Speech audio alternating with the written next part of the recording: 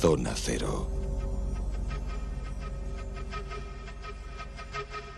Tertulia Zona Cero con Manuel Carballal, con Juan José Sánchez Oro, con Miguel Pedrero, con Lorenzo Fernández y con Silvia Casasola, que antes de nada nos va a anticipar algo que tenemos que apuntar en las agendas y que todos nuestros oyentes lo tienen que hacer. Pues sí, porque estamos de enhorabuena. El próximo 16 de marzo, este jueves, a las 7:30 de la tarde, vamos a hacer la presentación del libro Los enigmas de Piri Reis y otros navegantes, del autor José Juan Montejo, que fue el flamante ganador de la 6ª edición del Premio Juan Antonio Cebrián de Divulgación Histórica. Bueno, pues allí, en el Centro Riojano, que está en la calle Serrano, número 25 de Madrid, estaremos unos cuantos amigos por allí, como Juan José Sánchez Oro, que estará en la presentación, estará también Jesús Callejo, estaré yo, estará por supuesto el autor y estará también pues Pedro, que es quien nos ha ofrecido el Centro Riojano, que es el presidente, y estará allí con nosotros. Con lo cual, os invitamos a todos para que participéis, para que disfrutéis y sobre todo que descubráis esos enigmas que nos va a presentar José Juan. Y también sobre enigmas va a hablar dentro de muy poquitas horas en una de sus conferencias, que también tiene que apuntar la gente en su agenda. Lorenzo Fernández, ¿no? Muy buenas noches. Pues sí, mire, iba a decir mañana, pero no, menos mal, es dentro de unas horas porque es lunes 13, para que luego digan que los andaluces somos supersticiosos.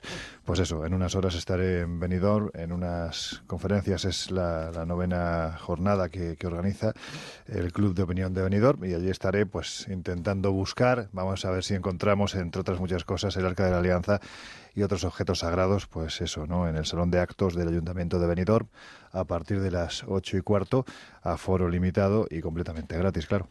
Pues que apunten los oyentes esas conferencias, esos datos, el próximo lunes y el jueves. La ciencia se está preguntando qué hay detrás de esos mapas, los de Piri Reis. También está buscando el Arca de la Alianza y está buscando Juan José Sánchez Oro qué hay después de la muerte, y lo que está encontrando es fascinante, ¿eh? Parece que lo que hay son tantas cosas que no se sabe muy bien dónde está el límite de la vida y de la muerte. Yo creo que lo que vamos a comentar viene a extraer la primera conclusión, que es así como lo dicen los propios científicos, de que la muerte realmente, más que ser una especie de experiencia universal, sería algo muy particular. Tendríamos que hablar de la muerte de cada cual porque se manifiesta de una manera muy, muy diferente, ¿no? Y esto ha sido un estudio que también ellos han sido muy cautelosos, los que han publicado esta investigación. Es un equipo de investigadores, de científicos de la Universidad de Ontario Occidental en Canadá, dirigidos por Loretta Norton, que lo que han hecho ha sido una serie de pruebas de medir lo que es el estado encefalógrafo, el electroencefalógrafo de unos pacientes en un proceso terminal, en concreto de 4 pacientes, y lo estaban haciendo realmente no para tanto saber, digamos, cuestiones sobre la muerte, sino porque lo que quieren saber es cuánto tardan las neuronas en apagarse totalmente de cara a luego poder realizar algún tipo de trasplante de órganos. Es un poco la finalidad de en la las investigación. personas, ojo, que tenían neuronas en vida. Que tenían neuronas en vida, efectivamente. Sí, es muy importante eso.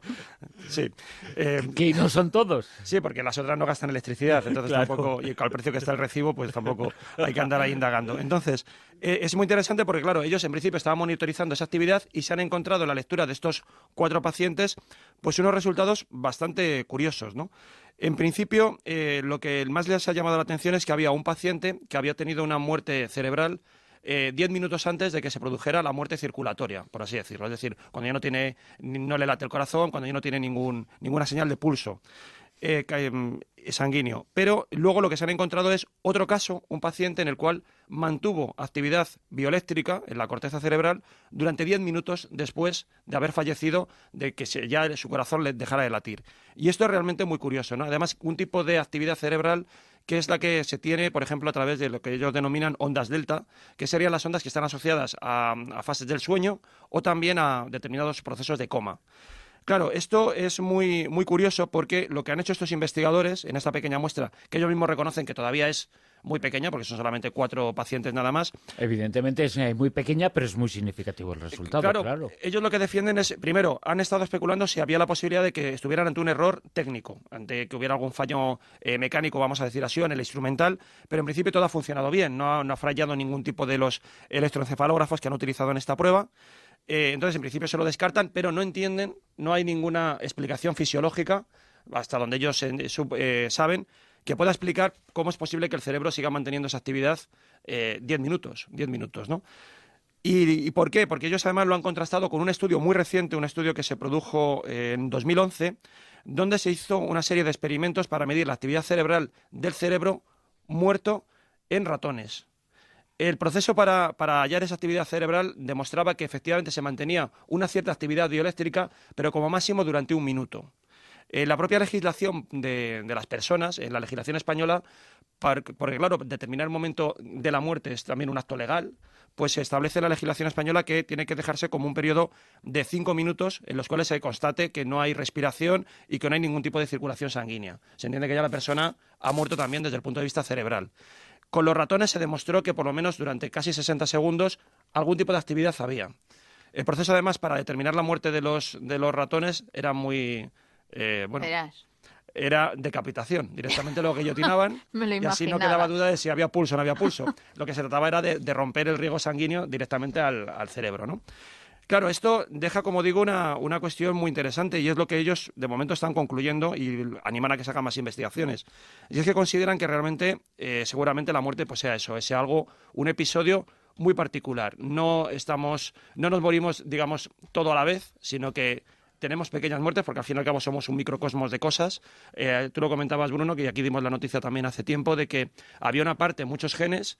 Nada más y nada menos que 1000 que sobrevivían a la muerte dentro del cuerpo humano. Exactamente, que se activaban, se empezaban a expresar tiempo después, durante días después de haber fallecido, lo cual era muy interesante desde el punto de vista forense porque analizando esa genética podía saberse en qué momento había muerto una persona. O sea que al margen de que luego pudiéramos especular con otro tipo de cuestiones metafísicas, desde un punto de vista práctico, desde el punto de vista forense, puede ser una especie como de carbono 14 para saber cuándo fallece alguien, ¿no? Viendo cuántos genes se han expresado después de haber fallecido o no. Y en este caso lo que nos encontramos es con esa actividad que no se sabe qué supone, porque claro, hablamos de ondas delta que realmente no permitirían crear ningún tipo de ensoñación, se supone, ¿no? Entonces, bueno, pero es interesante que todavía exista esa actividad bioeléctrica y para cuestiones que a nosotros nos interesan mucho, como las experiencias cercanas a la muerte, pues nos abre también ahí todo un nuevo ámbito, ¿no?, de debate y discusión de si realmente la persona está muerta, no está muerta, ese tipo de cuestiones que tanto hemos comentado. Y también una cosa, perdona, importante. Antes has dicho el asunto de los trasplantes de órganos. Claro, ahora el dilema está...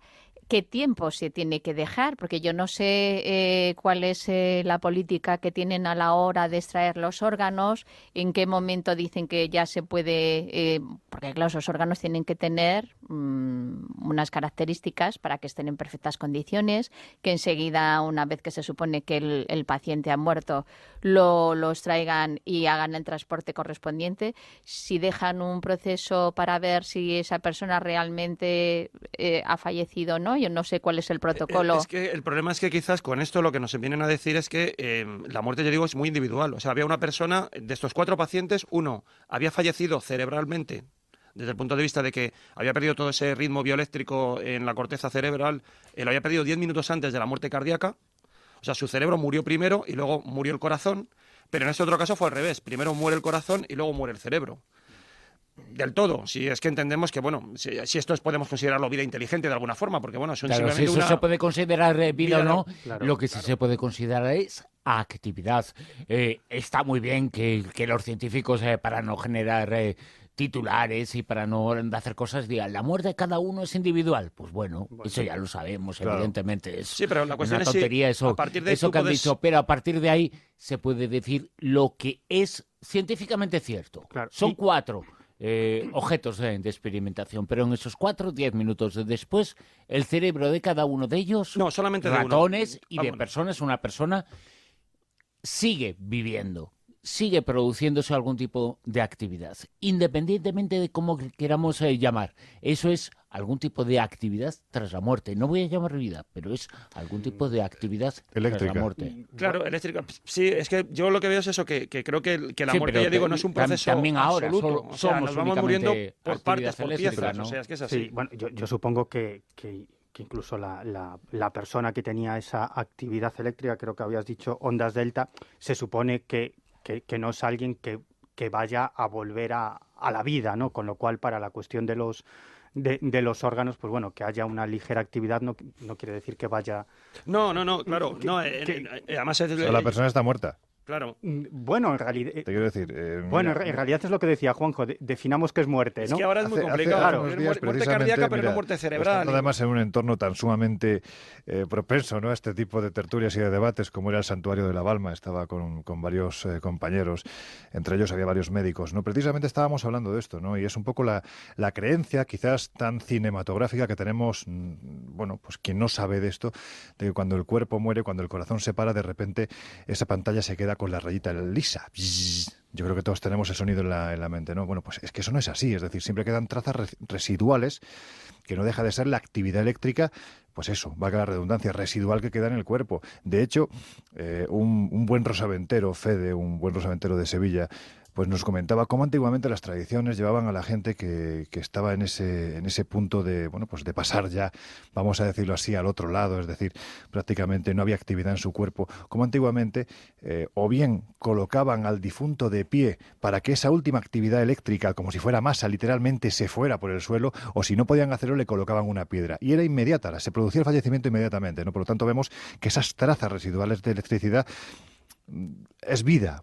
Bueno, es que no dejamos de ser eso, ¿no? Es decir, somos electricidad en estado puro, somos agua en estado puro, somos muchas cosas, ¿no? Pero eso no quiere decir que el cuerpo, si consideramos vida, la conciencia, consideramos vida la conciencia, bueno, pues en ese instante yo creo que la conciencia se ha perdido completamente. Hay una cosa más que se me olvidó comentar que es interesante, y es que también ellos mismos reconocen en este estudio que estos pacientes estaban muy medicalizados. Entonces, claro, tampoco se sabe cómo influye ese tipo de medicación, de paliativos y tal, en el proceso de la muerte, que eso también ha condicionado mucho de las experiencias cercanas a la muerte. Pues si sus fármacos influyen hasta el punto de hacer vivo a alguien que está muerto. Bueno, no lo sé, pero bueno, que es importante, porque claro, ahora mismo tú comentabas los procedimientos antiguos, cómo se miraba antes si una persona había fallecido o no, se le colocaba el espejo a ver si... Tú fíjate de eso sí, a lo que pero estamos ahora, ahora, dentro de lo que cabe, aunque hay, ¿no? legalmente y se pueda matizar mucho, sabemos cuando alguien está fallecido. Bueno. Cuando su cerebro no funciona, no actividad, sino que no funciona y su corazón no funciona, esa persona está muerta, ha fallecido, se ha ido, pero, por desgracia. Y antes era cuando no dejaba ya vaho en el espejo. Quiero decir, Claro, si tú sigues esperando, al no final, evidentemente, si pasan los días, al final estará muerto. A ver, pero claro, la cuestión es el rango, la cuestión es que ahora hemos abierto un rango temporal. A ver, si es el empieza, rango, ¿no? Si está muerto, está muy muerto. Hay Dos cosillas, perdona, hay una característica muy esencial. Si empieza a oler, Claro. la cosa ya va muy mal. O es falta de higiene o efectivamente ya... Pero vamos a abrir el debate a lo que interesa, ¿no? Claro, ECMs. claro.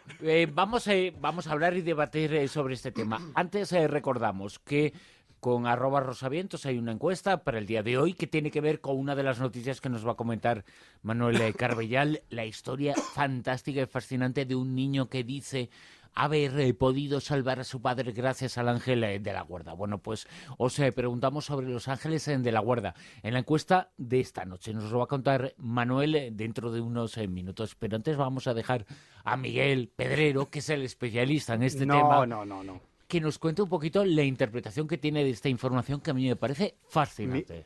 Desde luego es muy interesante, ¿no? Es cierto que la noticia lo que viene a decir es que efectivamente en uno de estos entre comillas pacientes había cierta actividad cerebral, esas ondas delta.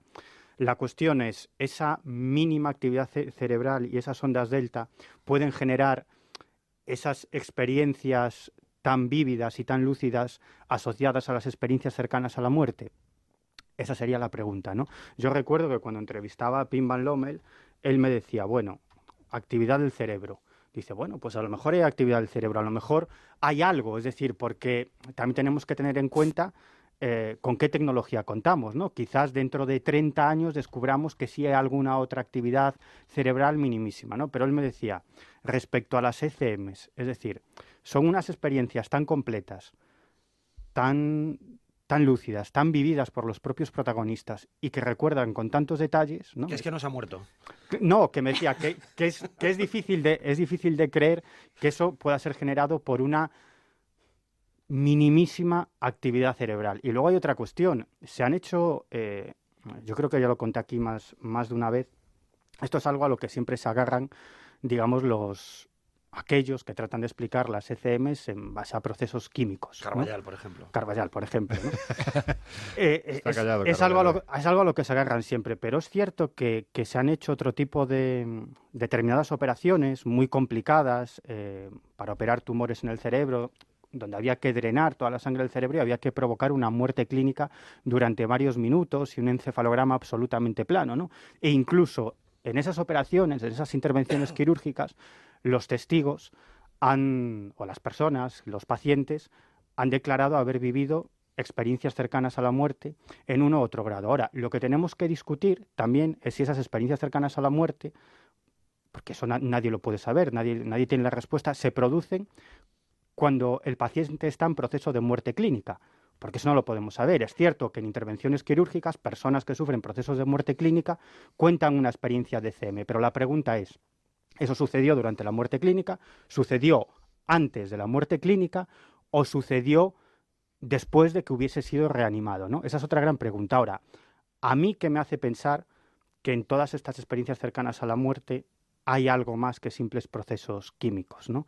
Pues toda una serie de casos que no se pueden explicar y que no son pocos, porque hay algunos muy conocidos en la literatura científica sobre este tema, en las investigaciones que se han hecho, pero yo me he encontrado casos en España muy fascinantes de este tipo en los que los individuos son capaces de ver lo que está sucediendo en la sala de operaciones de cierta altura, hacer unas descripciones absolutamente exhaustivas de lo que está pasando e incluso lo que ya no es explicable es que tengan la capacidad de viajar con su conciencia o con lo que sea, yo no lo sé, y describir cosas, pero muy concretas, que están sucediendo en otros lugares, ¿no? Pero yo estoy de acuerdo contigo, pero yo creo que además está bien definido cuando decimos experiencias cercanas a la muerte. Yo no creo que estén muertos. Es decir, yo creo que están próximos a la muerte, se dan una serie de episodios muy interesantes y que evidentemente hay que investigarlos, llamémoslos paranormales, llamémoslos de hipersensibilidad, de lo que tú quieras. Pero yo no tengo muy claro que realmente estén en contacto con lo que es el más allá. Es decir, porque ahora mismo estamos viendo estudios ¿Y por qué que lo están piensas? diciendo... Porque la muerte, lo vemos que es un proceso que no es el instante ya de morir, sino que vemos que es un proceso que se dilata muchos minutos. Sí, Juanjo, y ese tipo de experiencias están bien definidas, son cercanas a la muerte. Claro. Pero no tengo claro de que realmente estén muertos del todo. Bueno, entonces hayan ido al más allá y hayan vuelto. Vamos a ver qué es lo que opina es un Manuel poco- Carballal, que lo hice mencionado en alguna ocasión. Antes quiero leer con Rosa Vientos un mensaje que seguramente irá en la línea de lo que diga Manuel, de Mario. Dice que haya energía en el cerebro después de morir, y no es energía, es actividad, pero bueno, que haya energía en el cerebro después de morir es lo mismo que cuando apagas una bombilla y da luz mínima durante un tiempo. No sé qué tipo de bombilla se utiliza esta persona, porque a mí no me pasa eso, pero bueno.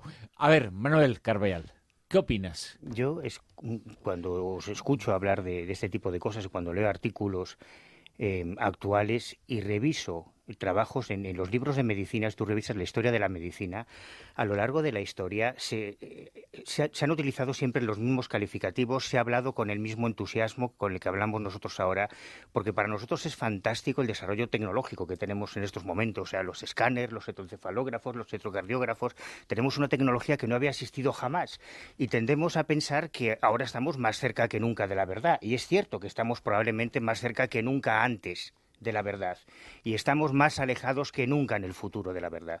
Dentro de 10, de 20, de 30 años se conocerá mucho más sobre la muerte. Es lo que planteábamos siempre como una frontera muy definida para hablar de experiencias antes o después de la muerte. Cada vez nos damos cuenta de que no es así.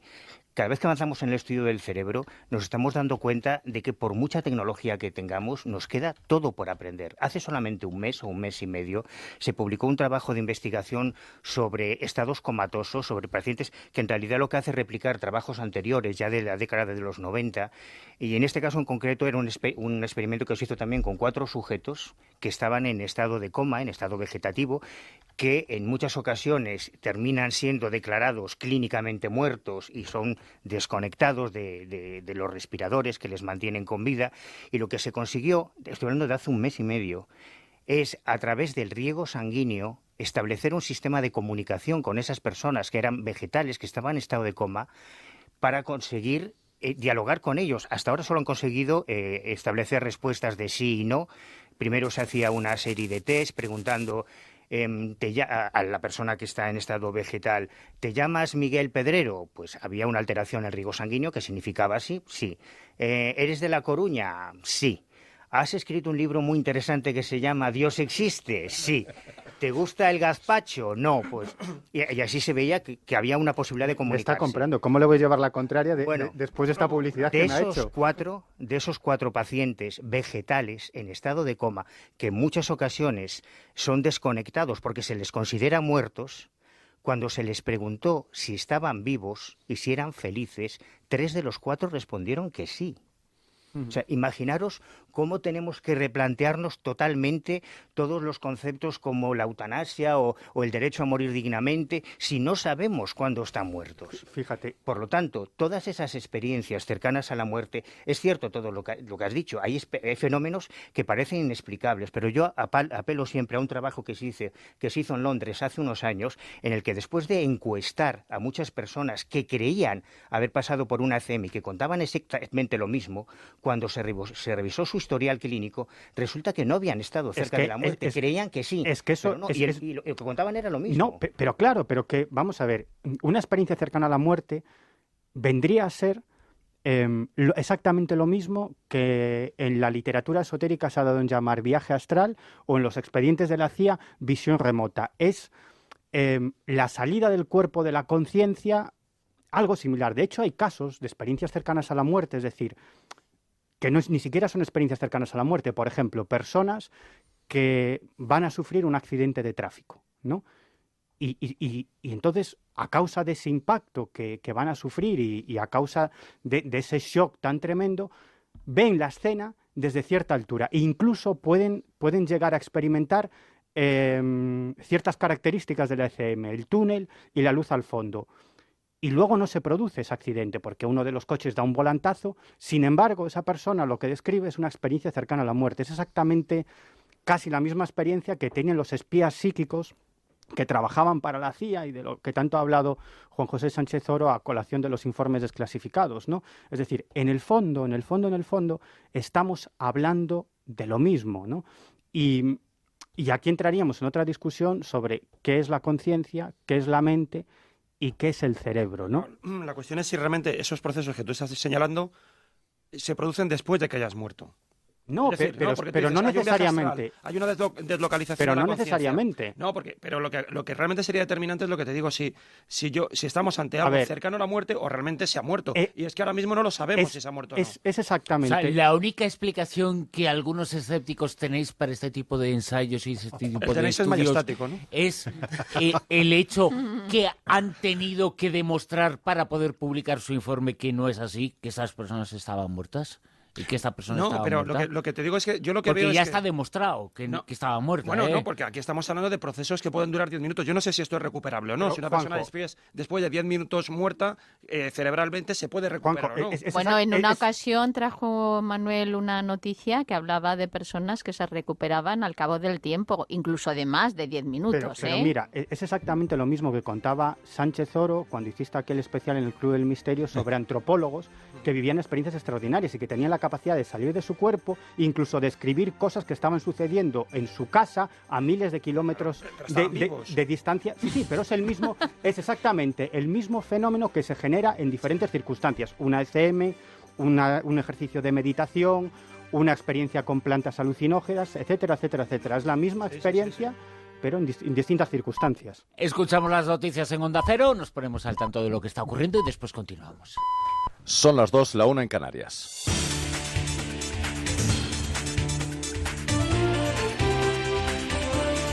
Noticias en Onda Cero.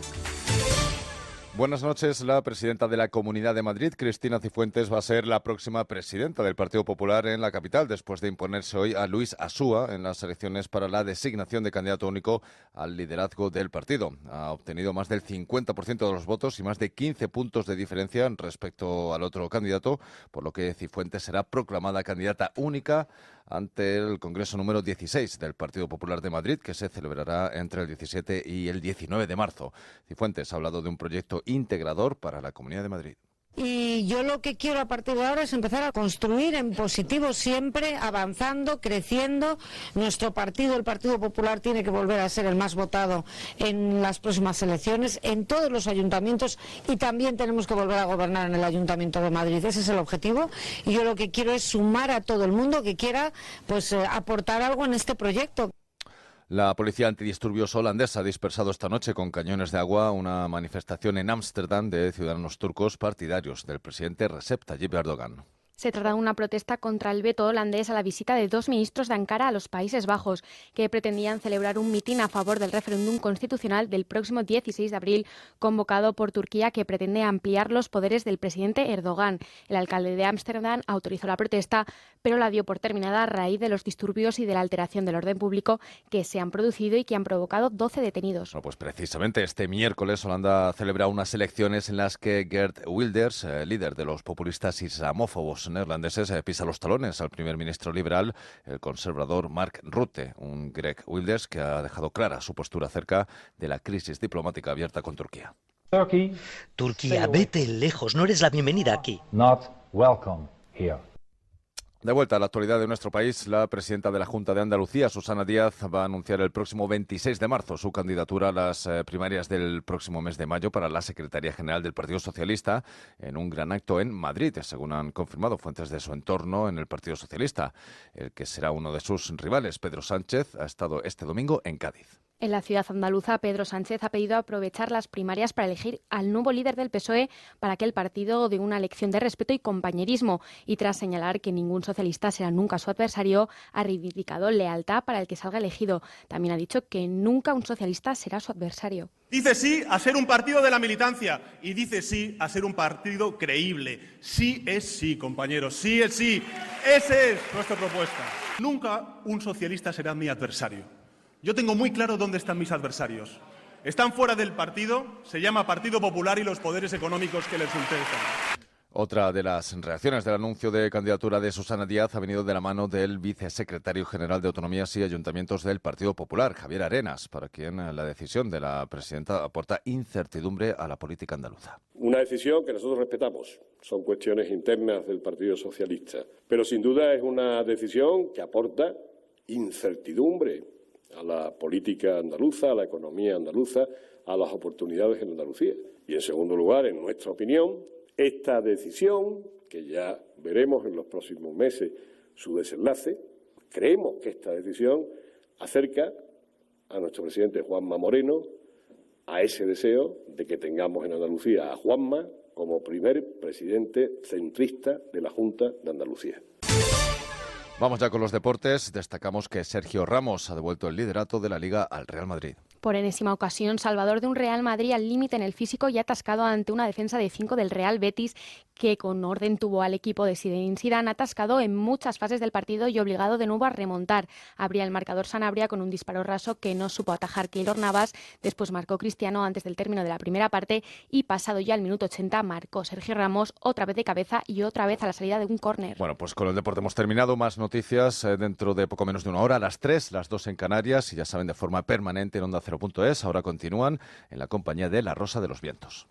A las 11:30 de la noche llega el mejor momento del día.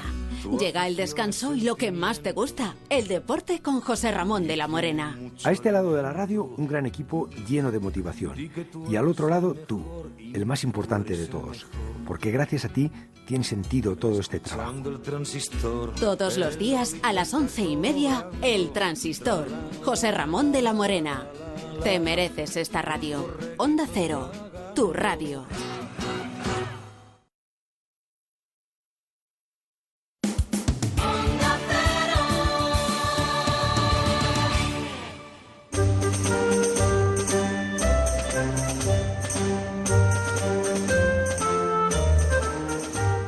En Onda Cero, La Rosa de los Vientos con Bruno Cardeñosa.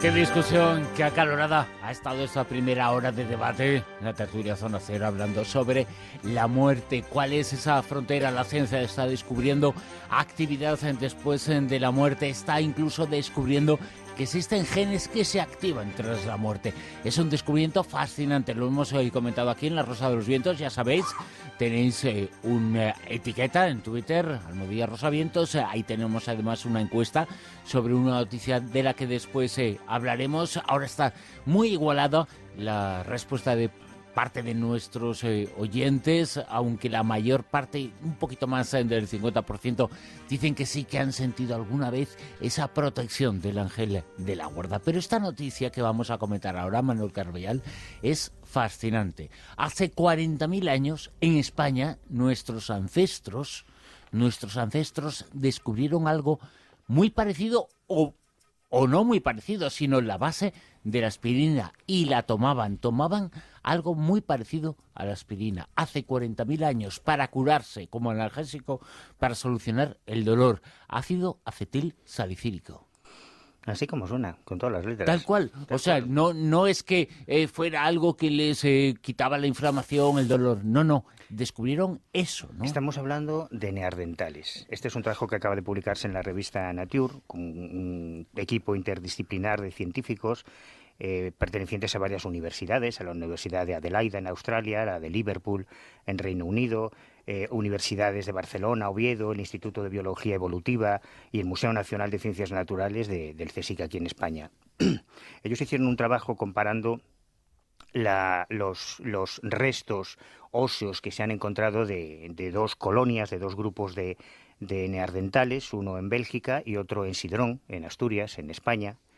Y claro, aquí nos enfrentamos a una de estas maravillas. Yo siempre repito mucho eso de que la ciencia avanza exponencialmente, pero es que además de avanzar exponencialmente, o sea, que cada vez en el mismo periodo de años sabemos más, porque la ciencia avanza más rápido, cada vez tenemos más elementos tecnológicos para avanzar las distintas ciencias.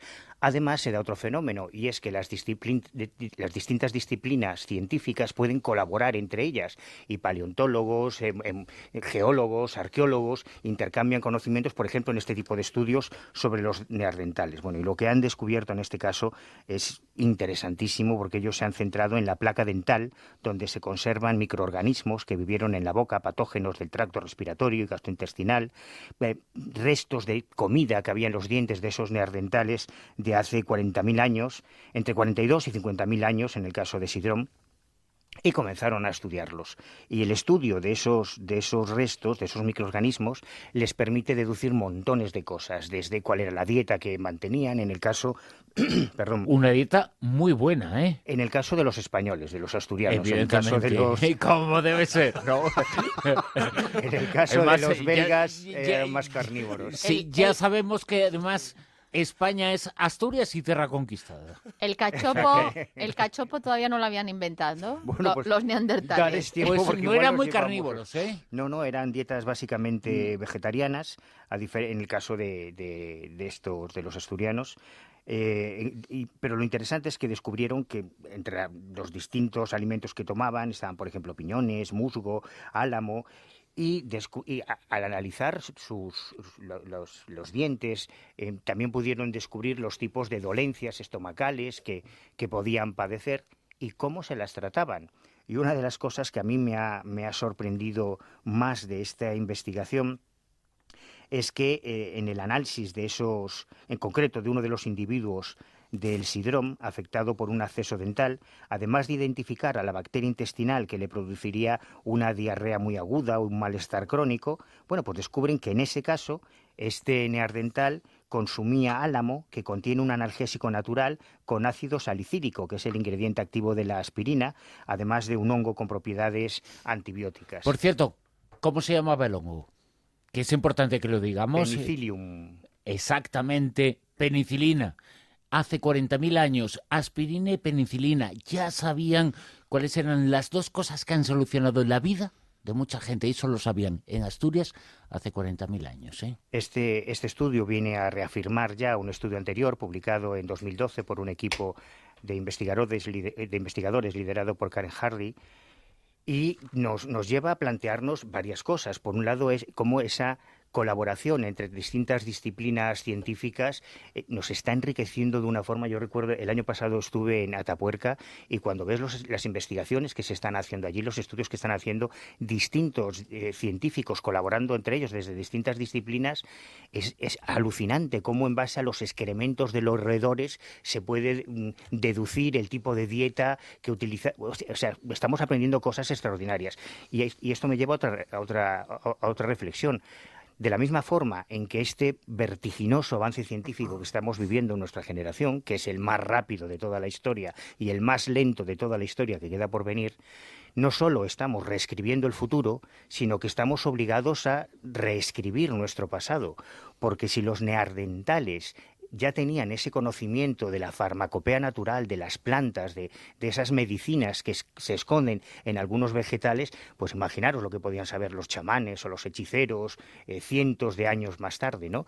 Así que cuando tenemos esa visión sobre nuestros ancestros de que era una especie de simios, de monos, pues si esos simios o esos monos, que para muchos todavía ni siquiera eran humanos, ya tenían esos conocimientos científicos, creo que se puede decir así, a lo mejor tenemos que replantearnos cómo vemos a los primates o a los simios o a otros animales en la actualidad, porque quizá tienen una forma de entender el mundo y una forma de inteligencia que solemos tratar con mucho desprecio, ¿no? Es decir, que cuanto más avanzamos en el conocimiento, más tenemos que replantearnos nuestra propia historia. Y hemos de decir que este descubrimiento se produce gracias a unos huesos encontrados en la cueva de Sidrón, en Asturias, de hace 40.000 años, que pertenecen a neandertales.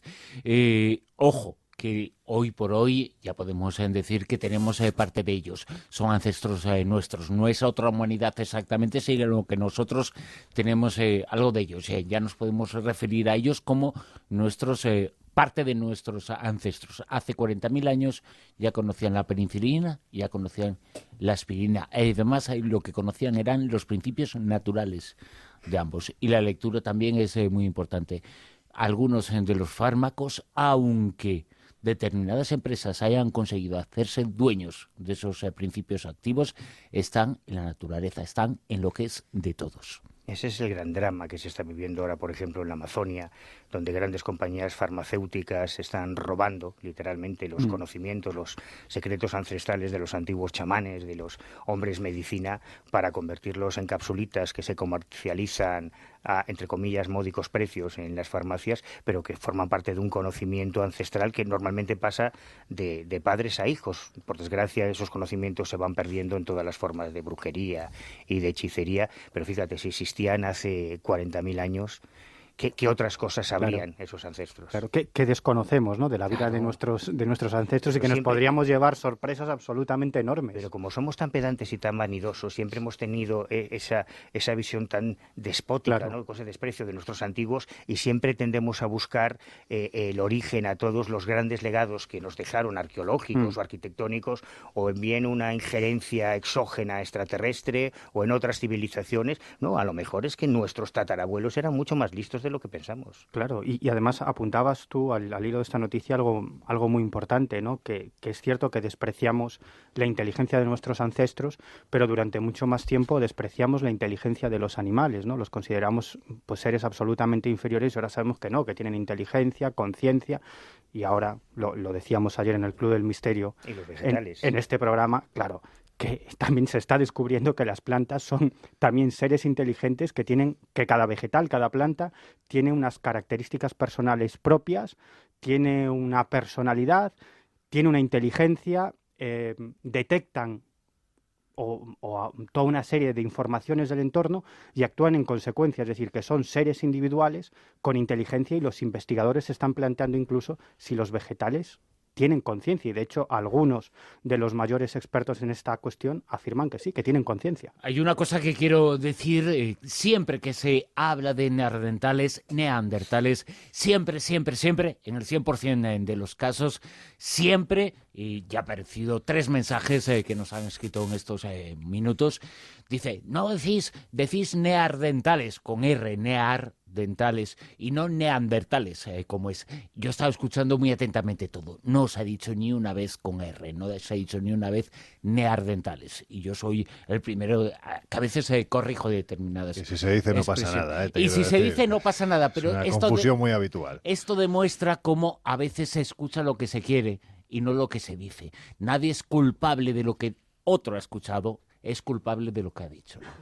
Efectivamente, vamos a ver, todo el mundo sabe, pues yo que sé, que barco se escribe con V, con lo cual... Pues sí, pero se pronuncia igual. Se pronuncia la igual. V que la B. No, depende, oye, no, se pronuncia exactamente igual, es un error. En América del Sur, no, la B y la V se pronuncian diferente. No. Sí. Vamos, tú conoces a muchos venezolanos y luego te lo pueden corroborar, pero vamos, es otro debate. La B larga y la B corta, exactamente, ¿no? B y V, sí. Pero bueno, se pronuncia igual. La cuestión es que con lo que estabais comentando, a mí sí me gustaría añadir algo, ¿no? Y, con respecto a lo que decía Manuel, es que efectivamente quizás la soberbia primermundista, ¿no? de nuestro siglo XXI pues nos lleva a mirar con ese desprecio al hombre del pasado, pero... Joder, es que esta comodidad que nos está otorgando la ciencia ahora mismo nos está haciendo que perdamos instinto, ¿no? Yo no sé cuántos de vosotros, estoy convencido de que la gran mayoría de vosotros sí lo conseguiríais, pero no sé cuántos de nuestros oyentes, si los soltaran en mitad de un bosque a oscuras, con los ojos completamente tapados y le quitaran esa cinta, vuelvo a repetir, en mitad del bosque, serían capaces de manejarse con una brújula, serían capaces de manejarse por las estrellas. El hombre del pasado sí sabe hacerlo. Nosotros en nuestro siglo XXI o tenemos un sistema de GPS o nos salimos de ahí. O has ido a los Boy Scouts. Estamos avanzando, estamos evolucionando realmente al estar acomodándonos, al tener al alcance medios que antes evidentemente no existían. Lo que estamos haciendo es, pues eso, ¿no? Ni tan siquiera recordar un número de teléfono de un amigo porque tenemos que consultarlo en el móvil. Hombre, yo creo que la jungla ha cambiado. Nosotros nos movemos en una jungla diferente y tenemos que adaptarnos para sobrevivir en ella. Pero sí es verdad que nuestros antiguos... Bueno, iba a decir una cosa, fíjate que se ha cambiado, que nada, continúa. Algunos no han entendido, por ejemplo Juanjo, que se ríe. Nuestros antiguos desarrollaron la intuición, desarrollaron la paciencia y una cosa que nosotros sí hemos perdido, que es la voluntad. Yo creo que es cierto que nos hemos acomodado, que hemos desarrollado otras capacidades para sobrevivir en la jungla de asfalto, pero somos mucho más impacientes, no tenemos la capacidad de observación que tenían nuestros predecesores por una cuestión de supervivencia, porque las comunidades que tenían que sobrevivir en el desierto, por ejemplo, en el Sáhara, o las comunidades que tenían que sobrevivir en los polos, o que tenían que sobrevivir, tenían eso, que enfrentarse a los elementos, que enfrentarse a otros depredadores, y sobrevivieron, lo que demuestra que eran capaces de salir de cualquier situación, ¿no? Y desarrollaron cosas extraordinarias. Por eso a mí me da mucha rabia cuando somos tan pedantes al hablar de los indígenas, de los hombres primitivos. Me parece que somos... Eso es lo que hace el desconocimiento. Claro.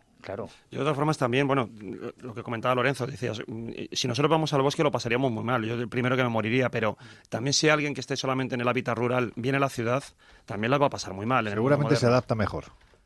Puede ser que sí, no lo sé, pero lo que... ¿No viste Cocodrilo Dandí? Sí. Vale. Por cierto, Lorenzo, dime, ¿cuál es la ouija más grande del mundo? ¿Cuánto mide? Pues una auténtica, como diría Manuel, yendo a ese registro técnico. Un porrón, ¿no? Un porrón de metros, sí. Pues mira, estamos hablando de 121 metros de largo. 121 metros cuadrados. Es una auténtica barbaridad, vamos. Pues eso, como el apartamento de Miguel Pedrero. Una auténtica bestialidad. Justo eso, sí. La cuestión es que estamos hablando de que ha sido construida, además, en el tejado de un hotel que tiene una tradición de todo tipo de cosas raras, que nos remontaría prácticamente a la primera mitad, casi segunda mitad ya del siglo XIX, ¿no? Es el Grand Midway Hotel, que está en Pensilvania, en Estados Unidos, y como os digo, está rodeado de todo tipo de leyendas extrañas, misteriosas, aparecidos. También, por supuesto, esa parte truculenta, ¿no?, que suele acompañar este tipo de manifestaciones. Un buen asesinato nunca puede faltar en un lugar como este. Bueno, pues la cuestión iría a más, como os digo, lo de la ouija, si no fuera por la propia historia que encierra este lugar.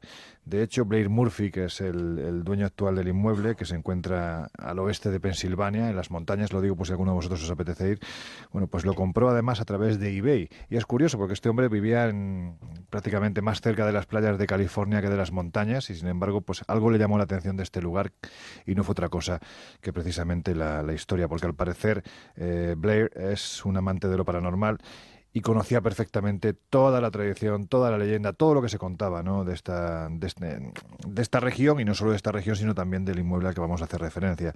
Bueno, hay que decir que en el año 1889, para que os hagáis una idea de cómo aquello, como dicen los propios habitantes de la zona, está realmente sembrado de cadáveres. Bueno, pues en el año 1889 reventó una presa que causó una enorme cantidad de fallecidos. Bueno, pues como ya os habréis imaginado, el antiguo edificio que se levantaba donde hoy se alza el Grand Midway Hotel fue utilizado para llevar a los difuntos, pues eso, ¿no?, como una especie de improvisado tanatorio, como una morgue improvisada, ¿no?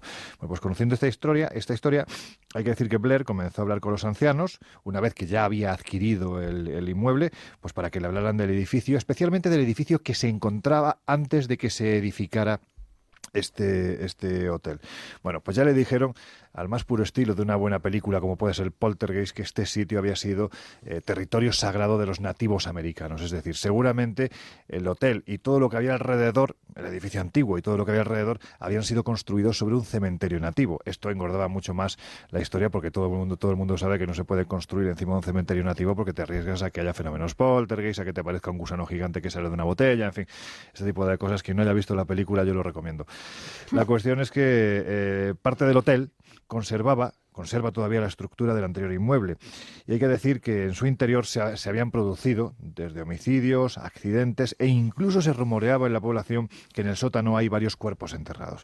Bueno, pues tiempo después, también los psíquicos aparecen en toda esta historia. Un psíquico confirmó este extremo e incluso determinó que en una de las habitaciones del segundo piso había una presencia extraordinariamente negativa. Todos los hoteles de estas características tienen una habitación maldita. Bueno, pues aquí también existe, y además esa cosa que no se ve, pero que supuestamente, según los psíquicos, esos que tienen la capacidad de ver lo que nosotros, pues muchos de nosotros no somos ni tan siquiera capaces de percibir, los que nos consideramos, como yo mismo, que tenemos el nivel de evolución de un canto rodado en ese sentido.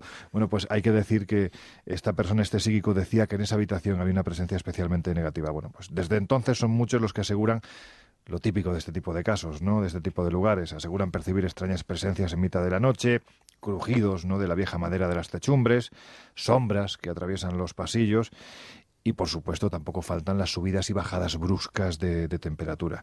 Bueno, pues ahora Blair Murphy, que vive allí junto a su familia, es decir, el hotel no está abierto al público, ahora mismo es una vivienda particular, pues tras un periodo en el que la actividad supuestamente paranormal se ha mitigado, ha cesado, han decidido realizar una ouija. Lo que pasa es que, como decíamos al principio, es una ouija un poquitín grande, ¿no? Estamos hablando de 121 metros cuadrados y ya ha sido reconocida como la ouija más grande del mundo en el libro Guinness de los récords. Bueno, pues los vecinos... ¿Eso que es un barril o qué utilizan para mover la ouija? Pues un máster al más puro estilo de las antiguas planchettes francesas. Sí. Es decir, yo creo que todos tenemos en la cabeza esta forma casi cónica con un agujerito en el medio que es el que te va marcando las letras, pero imagínate el tamaño, prácticamente van con volante, ¿no? Es como un coche, ahí en lo alto del techo encima de la ouija. Bueno, pues los vecinos, hay que decir que aunque conocen los rumores que corren por la población acerca de lo que ocurre en el viejo hotel, pues no han dejado, la verdad es que, demostrar su extrañeza ante la idea que ha tenido la familia Murphy de pintar en el tejado este tablero gigante, algo que, dicho sea de paso, encaja perfectamente en este edificio a raíz de la historia que os estoy comentando. La cuestión es que si realmente estamos ante un método de supuesto contacto espiritista, la verdad es que esta gente acaban de colocar un auténtico faro, ¿no? Porque, vamos, ahí va a ir todo el mundo de ese otro plano, ¿no?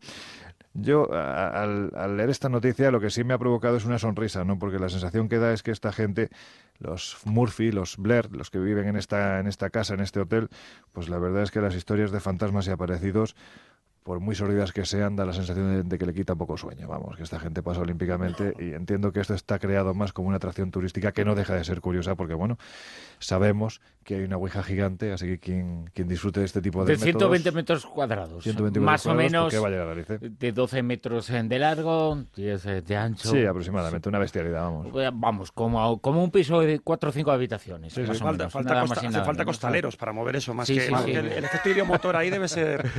Y hay posibilidad de que la gente... Un pedazo muerto, hace falta.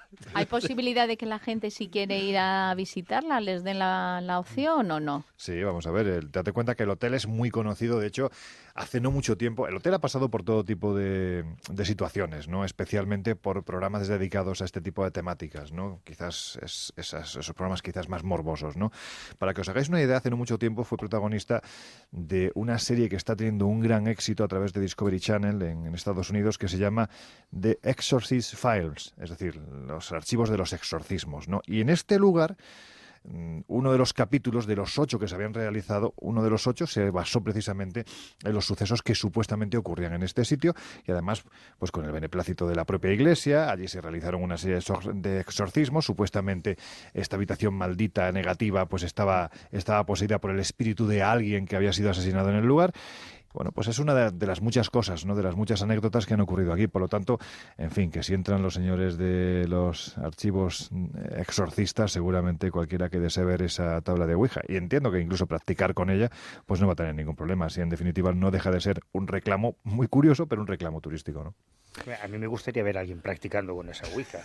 Ya te digo, Vasco... el máster es un coche, directamente va con motor. Y no hay otra forma de conseguir ver cómo es el final del mundo, hacerlo con un programa informático que nos enseñe cómo va a serlo, porque nadie lo va a contar, ¿verdad, Miguel? Efectivamente, hablamos de un programa informático que yo creo que va a cambiar nuestra visión sobre el apocalipsis, pero eso sí, el apocalipsis desencadenado por el eventual impacto de un asteroide en nuestro mundo, ¿no? Lo cierto es que este programa informático ha sido desarrollado por un equipo de ingenieros, de físicos y de geógrafos de una universidad británica, de Southampton, y publicaron sus hallazgos o lo que, digamos, las conclusiones de este programa informático en una revista científica, New Science. Esta se la dedico a Lorenzo. Gracias.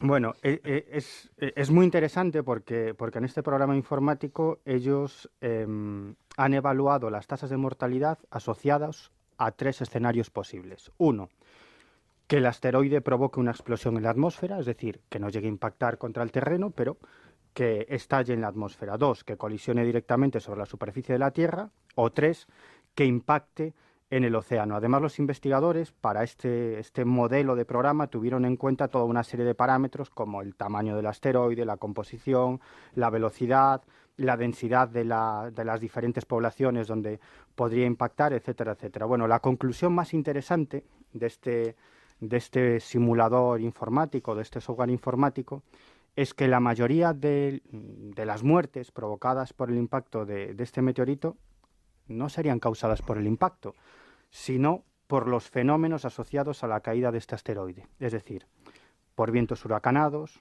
por ondas de choque, por radiaciones térmicas, seísmos, proyecciones de rocas, generación de cráteres, tsunamis. Es decir, que en cualquiera de los modelos desarrollados y en cualquiera de los escenarios posibles, es decir, el impacto definitivo, que estalle en el aire o que impacte en el mar, la mayoría de las muertes, sea cual sea el escenario escogido, tiene que ver con los fenómenos meteorológicos que provocaría ese choque, ese impacto. Y, por ejemplo, han elegido, ellos son británicos y, por lo tanto, han elegido, en este caso, el lugar del impacto, Londres.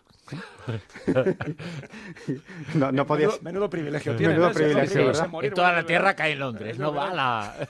Bueno, ellos son británicos y a ver, ¿qué pasaría si cayera un meteorito de 200 metros de diámetro y se estrellara en el corazón de Londres, ¿no? ¿Qué es lo que provocaría? Bueno, pues fijaros, el 49% de las muertes estarían provocadas por los vientos generados a causa del impacto. Es decir, que morirían por estos vientos provocados por el meteorito unos 8,8 millones de personas, ¿no? Por los vientos, ¿no? El 49% de las muertes. Otras causas derivadas del impacto serían las radiaciones térmicas, un 24%, y las ondas de choque que destruirían los órganos internos de la gente, de las personas, de los seres vivos, un 23%. Es decir, que, ojo, la mayoría de las muertes no serían provocadas por el impacto, sino por los efectos que causaría ese impacto. Y dicen algo muy interesante en su trabajo, estos científicos dicen, bueno, tampoco hay que preocuparse tanto, porque asteroides de estos tamaños solamente impactan contra la Tierra más o menos cada 40.000 años. Y luego dicen algo, para tranquilizarnos todavía más, que yo no sé si nos tranquilizan o nos intranquilizan, dicen, bueno, hay una mínima posibilidad desde el punto de vista estadístico, de que esto ocurra en este siglo, en el siglo XXI. Solamente el 0,01%. Hombre, es mínimo. ¿A qué altura del siglo? Claro. Estamos empezando, si es hacia el final, pues bueno. Es mínimo, vale, No pero, nos afecta, ¿no? Pero bueno, no es nulo. Estamos hablando del 0,01%, ¿no? Bueno. Que viene a ser una posibilidad entre 1000, más o menos, de que ocurra eso. Yo no tengo pensado ir a Londres de momento, o sea que... No, ¿verdad? Tranquilo. No, me han hecho sobre Londres, ¿no? O sea que... Y los... Sí, en la City. Oye, ahí se salvaría el mundo. No sé, Brexit, acabaría. Todo está enlazado lo del Brexit, solamente para que... Una posibilidad entre 1000, cuidado, sí.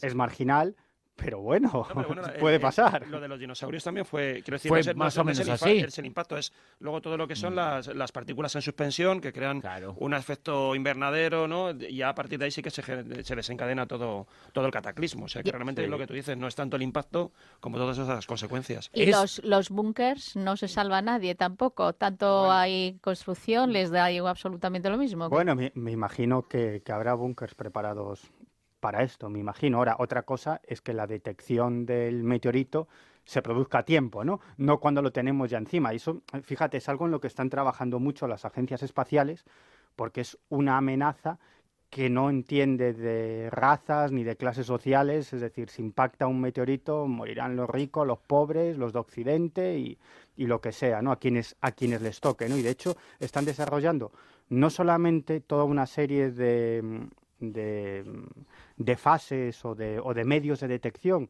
de la aparición de un meteorito, porque para enfrentarnos a esa amenaza lo primero es detectarlo con cierta antelación, ¿no? Y en eso se está trabajando. Y segundo, cómo desviar la trayectoria de un meteorito, ¿no? Y aquí se están haciendo trabajos muy interesantes y además contradictorios, ¿no? Porque no se ponen de acuerdo sobre cómo hacerlo. Algunos dicen, no, pues deberíamos lanzar algún tipo de armamento atómico y destruir el meteorito. Y otros dicen, ya, y al final nos llegarían los restos de ese meteorito y sería mucho más grave porque no tendríamos un impacto, tendríamos un montón de impactos en la Tierra. Otros dicen, bueno, pues lo mejor es desviarlo de su trayectoria. Mandar a Bruce Willis, ¿no? Claro, y algunos dicen incluso que lo que hay que hacer es llamar, Manuel, al ángel de la guarda. Solamente lo puede salvar él. Qué maravilla, qué arte para imanar noticias. Sí, si nos ponemos todos a llamar a nuestro ángel de la guarda, con esa legión, esas hordas angélicas, pues seguramente podrían con eso y más. A mí es uno de mis temas favoritos, todo lo que tiene que ver con la angelología, con los ángeles. Llevo muchos años recogiendo historias, algunas de verdad realmente sorprendentes. Repítelo, eso que acabas de decir, que es uno de tus temas. La gente se estará sorprendiendo, que una de las cuestiones favoritas de Manuel Carballal son los ángeles y la angelología. Claro, pues solamente quien no me conozca. Quien me conoce ya sabe que es uno de mis temas favoritos, y he recogido no solo dentro del ámbito del cristianismo, sino del judaísmo, del islam, incluso del hinduismo, porque la creencia en los ángeles, en los mensajeros entre Dios y los hombres, es algo que existe en prácticamente todas las religiones. Y es algo, y esto es muy interesante, muy asociado, especialmente asociado a la infancia. Hay un trabajo que publicaron los investigadores británicos David Hyde y Rebecca Knight, que durante 3 años estuvieron haciendo una especie de encuestas con niños que aseguraban haber tenido experiencias con seres angélicos, y se dieron cuenta de que existe una cantidad, un universo de testimonios, de relatos verdaderamente extraordinario de niños con independencia de su origen cultural, que hablan de los ángeles con toda naturalidad, por lo menos hasta llegar a los 12 años, en los que parece que ya se van convenciendo, a fuerza de que se lo repitamos los adultos, de que eso son tonterías y cosas de niños, y ya dejan de tener ese contacto con los ángeles. Pero cada cierto tiempo aparecen noticias como la que se ha publicado esta semana, de niños que protagonizan un fenómeno extraordinario y que ante la incapacidad del niño y de los adultos por explicarlo, pues aseguran que han recibido la ayuda del ángel de la guarda, de ese personaje con el que estamos tan familiarizados. Esta semana la noticia llegaba desde Estados Unidos, desde la ciudad de Sugar City, cuando un padre que está haciendo los domingos ahí labores en el coche, en este caso estaba intentando cambiar el motor de un Toyota Prius. Vaya labores nada para más hacer y el nada domingo. menos. Estaba con sus 2 hijos, con Mason, de 17 años, y con JT, de 8 añitos, que es el protagonista de esta historia, y en un momento determinado están intentando sacar el motor de ese coche. El hijo mayor, Mason, se corta en una mano, se va al baño, a la casa, para lavarse la herida, y en ese momento en que el coche estaba levantado con una pequeña grúa, el padre se coloca debajo para intentar aflojar los tornillos del motor, la grúa cede y el coche cae con todo el peso sobre la caja torácica del padre. Y en ese momento se queda el pequeño J.P. Parker solo, sin saber qué hacer, y reacciona muy rápidamente de una forma realmente extraordinaria. Coge el gato del coche, lo coloca debajo y, como no tenía fuerza, repito que es un niño de 8 años, no tenía fuerza para, utilizando los brazos, bombear la presión para levantar el coche, comienza a dar saltos, se sube encima de la palanca del gato hidráulico y comienza a dar saltos hasta que consigue levantar el coche para que el padre pueda respirar, y inmediatamente avisa a su hermano, avisan a los servicios médicos y es auxiliado el progenitor. A raíz de este suceso, la Cruz Roja Americana de Gran Idaho presentó a este pequeño como uno de los 11 candidatos para el premio Héroes Reales del Este de Idaho, pero cuando le preguntaron cómo lo había hecho, porque justo después de que el padre ya se recupera, afortunadamente salva la vida, le piden que intente repetirlo. Y el muchacho, por mucho que salta, no es capaz de levantar el coche, no fue capaz de hacerlo. Y cuando le preguntaron cómo lo había hecho en ese momento, pues él, con toda la naturalidad del mundo, dijo que fue gracias a los ángeles que bajaron a ayudarle. Esta es una historia que se repite en todos los contextos culturales, en distintas partes del mundo, y que cuando nos enfrentamos a una situación así, evidentemente los médicos acudirían a una explicación como el hiperdinamismo, el sansonismo, que son esos fenómenos que se dan cuando en una situación de estrés máximo, normalmente un adulto es capaz de generar una fuerza física que aparentemente no podría generar, pues cuando una madre ve que un coche ha atropellado a su hijo y es capaz de levantar el coche para rescatar a su hijo. Estos casos están documentados en la historia de la medicina. Bien, pues en estos casos, bueno, pues puedes atribuir a una educación cristiana, católica. Este niño cree en los ángeles, bueno, pues ha sido capaz de generar ese fenómeno por sí mismo y acude a ellos. Pero hay otros casos realmente extraordinarios. A mí un tema que me tiene fascinado es el de los únicos supervivientes. Casos, por ejemplo, de accidentes aéreos. Hay una lista enorme. El 12 de mayo de 2010, un accidente aéreo con 103 fallecidos, y solo se salva de ese avión estrellado un niño de 9 años llamado Ruben Van Assow. El 30 de junio del 2009, 152 personas mueren en un accidente aéreo y solo se salva una niña de 13 años. Bueno, hay muchísimos casos en los que, pues parece, si hasta nuestro exministro de Justicia creía que tenía un ángel de la guarda que le encontraba aparcamiento, pues parece que por lo menos la creencia en los ángeles de la guardia es algo que... De la guarda. En la guardia también hay ángeles, pero de otro tipo. El Ministerio del Interior era muy procedente, el ángel de la guardia. Que por cierto, seguimos con nuestra encuesta, el 55% dice que no. La pregunta que hacíamos era, ¿has sentido alguna vez algo parecido a tu ángel de la guarda? Bueno, pues formulamos esa pregunta en Twitter, en nuestro perfil, en @rosavientos. La gente que quiera participar todavía va a estar unas horas más esa encuesta. El 55% dice que no, el 45% dice que sí, está bastante igualado. Sí. Manuel, una pregunta. ¿Esta información... ¿Tú has respondido que sí? Yo estoy entre los sí. ¿Por qué? Porque, tal y como está planteada la pregunta, yo me he visto en situaciones en las que tenía que haberme quedado. Estoy recordando, por ejemplo, una experiencia en el primer viaje a Haití, y de repente, por unos acontecimientos rocambolescos que no te explicas, te salvas.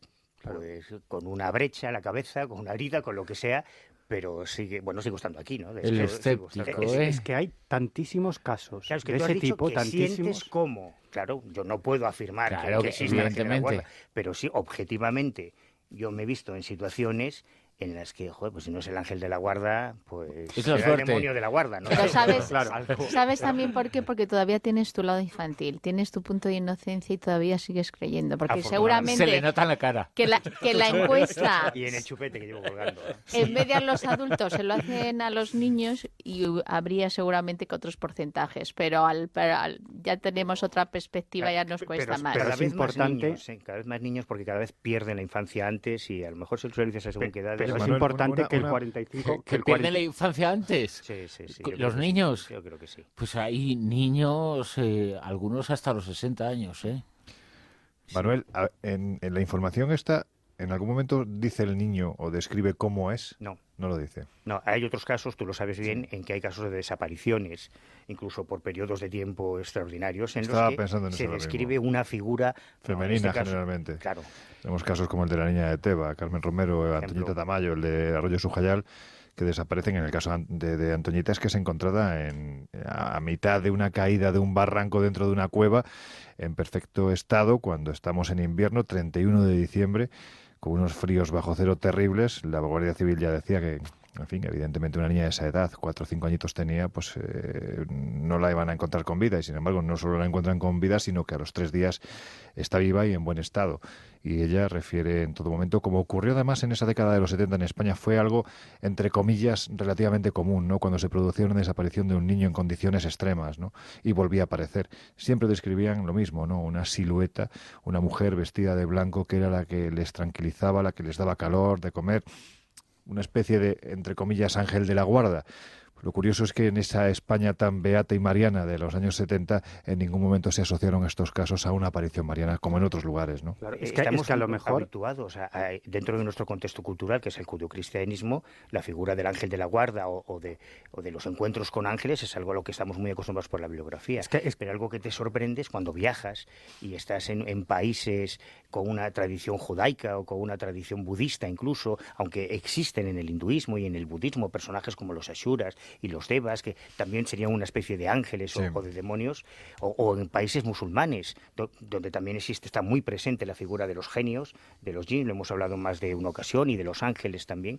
Claro, cuando es una persona de otra raza, de otra cultura, de otra tradición, la que te cuenta lo mismo, casi te sobrecoge más, ¿no? Te sorprende más porque es un fenómeno universal. Pero es que a lo mejor los ángeles existen.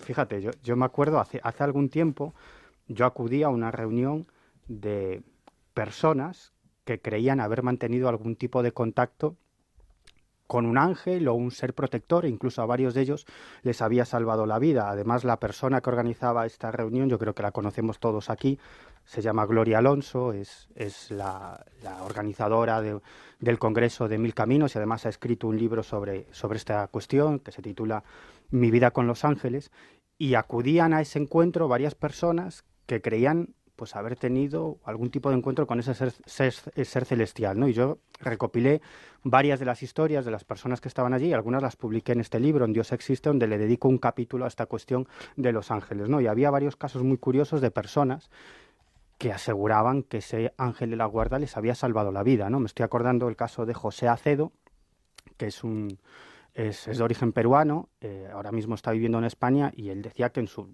localidad natal, allí en Perú, que una tarde cualquiera que iba a visitar a su abuela, pues iba entretenido en sus pensamientos, cruzó la calle y no vio que venía un camión, ¿no? Y él dice que lo único que recuerda es los gritos de unas vecinas que ya veían que el camión le iba a pasar por encima, y él sintió en décimas de segundo como una mano invisible tiraba de su chaqueta hacia atrás, dice, con una fuerza absolutamente increíble, ¿no? Y me decía, es que el camión me pasó rozando el pelo, ¿no?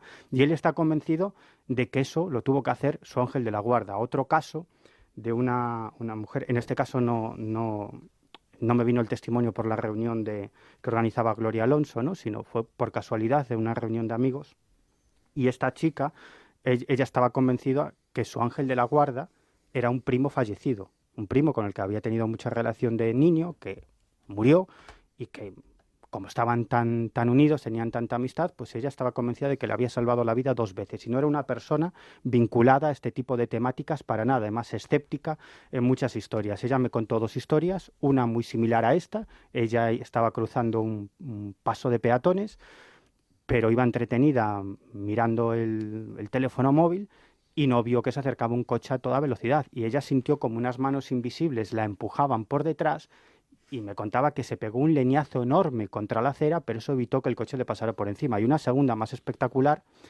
estaba en casa de unos parientes, pasando algún tiempo, y estaba sola en casa. Y una noche se despertó porque escuchó en la casa unos ruidos tremendos, ¿no? Unos estruendos enormes, y lo primero que piensa, alguien ha entrado en casa. Dice, bueno, será mi tío, la casa era propiedad de su tío, ¿no? Aunque vivía en otra vivienda, que habrá entrado en casa para algo. Y luego incluso pensó, a lo mejor son ladrones, ¿no? Armándose de valor, ella se levanta y se da cuenta que los ruidos proceden de la cocina, ¿no?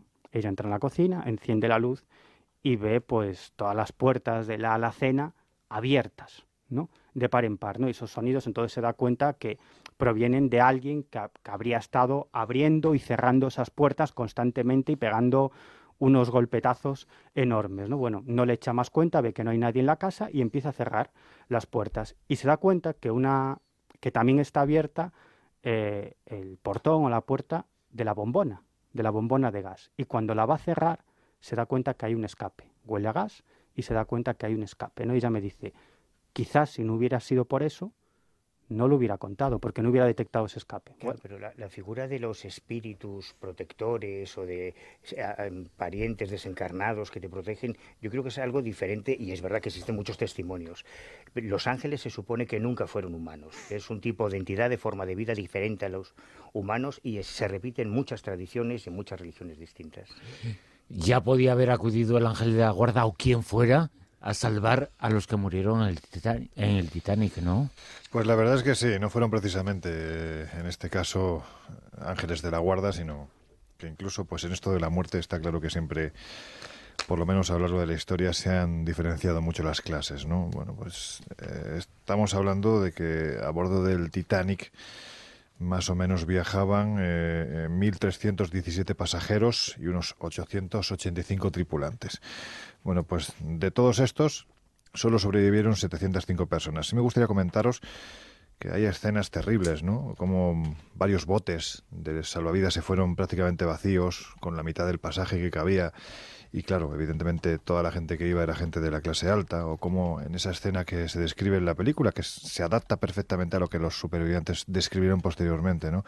Como en las zonas de tercera clase se cerraron las rejas, ¿no?, que separaban las diferentes clases del barco, pues provocando que muchos de ellos murieran ahogados y sin darles ni tan siquiera la oportunidad de poder salvarse, ¿no?, que se hubieran arrojado al agua, yo qué sé, pero ahí quedaron literalmente encerrados. Bueno, pues ahora salen otros aspectos que no dejan de añadir quizás pues más dramatismo a una historia ya de por sí bastante dramática, ¿no? Y es que muchos se habían preguntado qué pasó con los casi 1.500 cadáveres una vez que algunos de ellos se fueron a pique con el barco y otros se quedaron flotando en las frías aguas de Terranova y a los pocos minutos acabaron muriendo por congelación, ¿no? Bueno, pues una vez más se demuestra, como os decía, que hasta en esto hay clases, ¿no? Hay que decir que la White Star Line, la dueña del Titanic, envió rápidamente 4 barcos a la zona donde se había producido el hundimiento y durante 3 meses estuvieron navegando por todas estas aguas frías, ¿no?, con el objetivo de recuperar los cuerpos que todavía permanecían flotando en el agua. Bueno, pues hay que decir que tras 3 meses llegaron a recuperar 328 cuerpos. Estaban allí flotando completamente congelados, ¿no? De estos hay que decir que 119 fueron arrojados nuevamente al mar, 150 fueron enterrados en Halifax, en Nueva Escocia, al no ser reclamados por nadie, y 59 fueron recuperados, identificados, y posteriormente, pues a la manera más tradicional de la época, fueron enterrados. Bueno, pues ¿a qué se debió esta extraña criba? Hay que decir que Charles Haas, que es uno de los historiadores que más sabe del tema del Titanic en todo el mundo, acaba de dar a conocer, precisamente en el Daily Telegraph, una serie de documentos que avalarían que los cadáveres fueron clasificados por la cantidad de dinero y pertenencias de los viajeros. Es que es terrible, o sea, dicho así, pues es que es así. De hecho, en ese documento que se ha publicado en el Telegraph se asegura que ha sido realizado un cuidadoso recuento, esto es lo que se decía en este documento, ha sido realizado un cuidadoso recuento de todos los billetes y pertenencias de los cadáveres. ¿No sería mejor que se arrojen todos los cuerpos al mar, excepto si los familiares solicitan de forma específica que quieran recuperarlos? Esa es la pregunta que hacía el capitán del barco de la White Star Line, uno de ellos, que estaba recuperando los cuerpos. Se llamaba este señor, se llamaba Fredrik Lagner, y bueno, de esta forma tan fría se expresaba, ¿no? Hay que decir que la cuestión es que los signos identificativos a los que se refería, normalmente en aquella época y en épocas posteriores, solo los llevaban los ricos. Y eran precisamente estos los únicos que eran normalmente reclamados por los familiares. Por tanto, el trato que se dio a los cadáveres fue muy diferente dependiendo de si eran de primera, de segunda o de tercera clase. No en vano hay que decir que en estos documentos se puede leer que los de primera clase fueron embalsamados y depositados en la bodega de la parte posterior, fueron colocados dentro de sus ataúdes para ser llevados a tierra y entregados a sus familiares, mientras que los de tercera, al acabarse, o al reservar, vamos a decirlo así, el líquido de embalsamar para los de primera, literalmente fueron arrojados por la borda, ¿no? Hay que decir que con la orden de Fredrik Lagner, el capitán de este barco, de que si un cuerpo pertenecía a primera o segunda clase se conservaba y si no se echaba al mar. El barco, de hecho, llegó a puerto con 190 cuerpos, que al parecer yo entiendo que mitigaron el cargo de conciencia que debía de tener este hombre tras haber arrojado 116 al mar. Una auténtica barbaridad.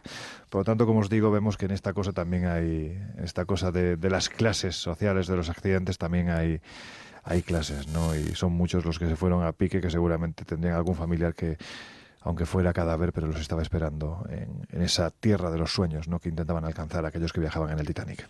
¿Se supone que les indemnizaban para recuperar los cadáveres o era algo que tenía que hacer obligatoriamente la compañía?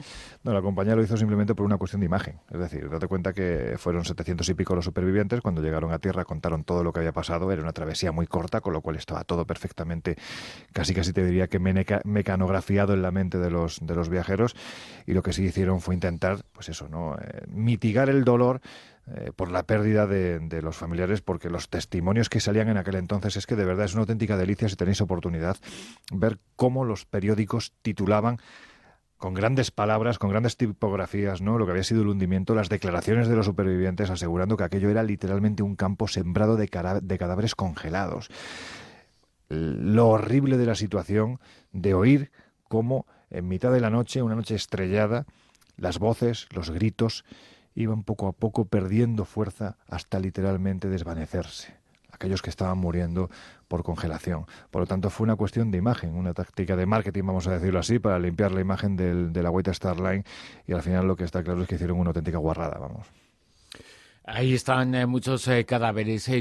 ¿Cuánta gente se supone que falleció como consecuencia del hundimiento? Aproximadamente 1.500. ¿Y se recuperaron cuántos cuerpos? De cuerpos, bueno, 390, te quiero decir. O sea, muchos menos de los que imaginábamos, ¿eh? Sí, claro. Porque pensamos que esa cifra, bueno, evidentemente hay una gente que salió y una gente que no se encontró, y son esos los fallecidos, pero cuerpos se encontraron solo. Muy poquitos. Solo, es no que llega a 400. Planteémonos lo que tuvo que ser ese hundimiento. Estamos hablando de un barco de 235 metros, 65 metros de proa a popa, es decir, es una auténtica brutalidad. Es que en el momento en el que se inclinan esas tres hélices gigantescas, cuando se quiebra el barco, eso tuvo que generar un torbellino extraordinario. Es decir, es que incluso los que estuvieran en las barcas de salvavidas cerca del barco, seguramente se fueron a pique por la propia fuerza del torbellino que desarrolló tanto tonelaje hundiéndose, ¿no? Por lo tanto, tuvo que ser terrible, de verdad. Lo que es terrible es ver, porque eso pasó, y ahí están las crónicas, que muchos de estos barcos de estas barcas salvavidas se fueron literalmente pues vacías, ¿no?, al 20-30% de su capacidad, y fueron muchas personas. No vamos a discriminar, porque al fin y al cabo una persona no deja de ser eso, o es tan importante como es una persona, pero fueron muchos los niños y los bebés que murieron porque hubo quien prefirió salvar su maleta a salvar una vida. Y no sé si se perdieron o no vidas, pero sí se fue a pique un ovni, Juanjo, que aparece en los documentos desclasificados, en los documentos de la CIA que tanto te ha revisado. Un ovni nada menos que en el Himalaya. ¿Qué es esta historia que es desconocida y fascinante? Pues es uno de esos datos que aparecen en las fuentes de la CIA, que es cierto que hay, y aquí lo hemos comentado muy... Y en Año Cero también aparece. También. En Año Cero no, pero quiero decir que normalmente la mayoría de las fuentes son fuentes abiertas, ¿no?, como aquí estuvimos comentando, pero sí que es cierto que te encuentras algunos documentos, que es lo que sale este mes en la revista Año Cero, ¿no?, si no me equivoco, y... ¿Quién lo habrá escrito? No lo sé. Sabe, ¿no? Y es verdad que es uno de esos datos... y sale incluso en la portada, en la portada de la revista, fíjate. Qué buen gusto, qué buen gusto. Y lo firma un tal Juanjo Sánchez Oro, que ¿quién será ese? Pues, mi hijo se llama igual, puede ser él. Sí, vale. Me ha dicho que han marcado la portada en su casa. Que sí, me he hecho varios selfies con la portada. Es que es muy bonita. Hombre, no, sí, la verdad es que sí. Sí, lo voy a leer, lo voy a leer porque... La CIA desclasifica miles de expedientes X, eso dice la portada. Y uno de esos miles de expedientes tiene que ver con ese ovni estrellado en el Himalaya. A mí, yo me acuerdo que lo comenté con Pedrero, porque además con Miguel, porque era realmente muy, muy extraño. Siempre estamos hablando de los ovnis estrellados, sobre todo el de Roswell, ¿no? Y los alrededores. Parece que todos los ovnis se estrellan, igual que el meteorito cae en Londres, pues todos los ovnis se caen en los Estados Unidos, donde hay testimonios de un montón de accidentes, pues de 50, 60 accidentes, ¿no? Si vas cogiendo determinadas crónicas de determinados ufólogos. Pero claro, esto es un documento oficial que demuestra el rastreo y la documentación de 6 avistamientos en la zona del Himalaya que afectan a varios países, al norte de la India, Nepal, a Bután.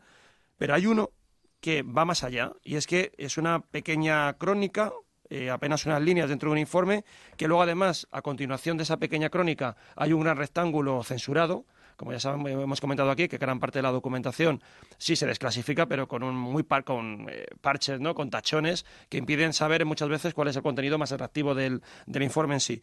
Y aquí lo que comenta es que nos habla concretamente de un objeto que describe como un objeto metálico, una especie de disco metálico, que fue recuperado, y estamos hablando de algo que ocurre en un país pues tan excéntrico, ¿no? Fuera de los Estados Unidos, y sin embargo parece que los americanos estaban allí y recuperan un objeto metálico con forma de disco de un cráter. Y ese objeto había sido previamente había sido visto surcando los cielos. Y ahí acaba la crónica, o sea, nos lo dejan todo lo mejor. Entonces, no sabemos realmente qué es lo que impactó allí. Y luego, además, hace un añadido que es que dice que esos restos que se recuperaron ahí eran similares a otros restos que se localizaron y se recuperaron en otros puntos de la India.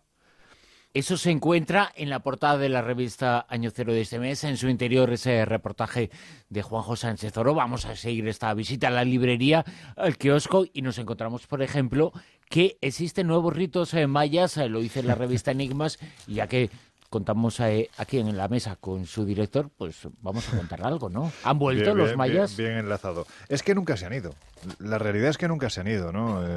Mira, hago ruido porque además este mes vamos también con un libro de nuestra compañera Laura Falcolara, que tiene un título bastante sugerente, Gritos antes de morir.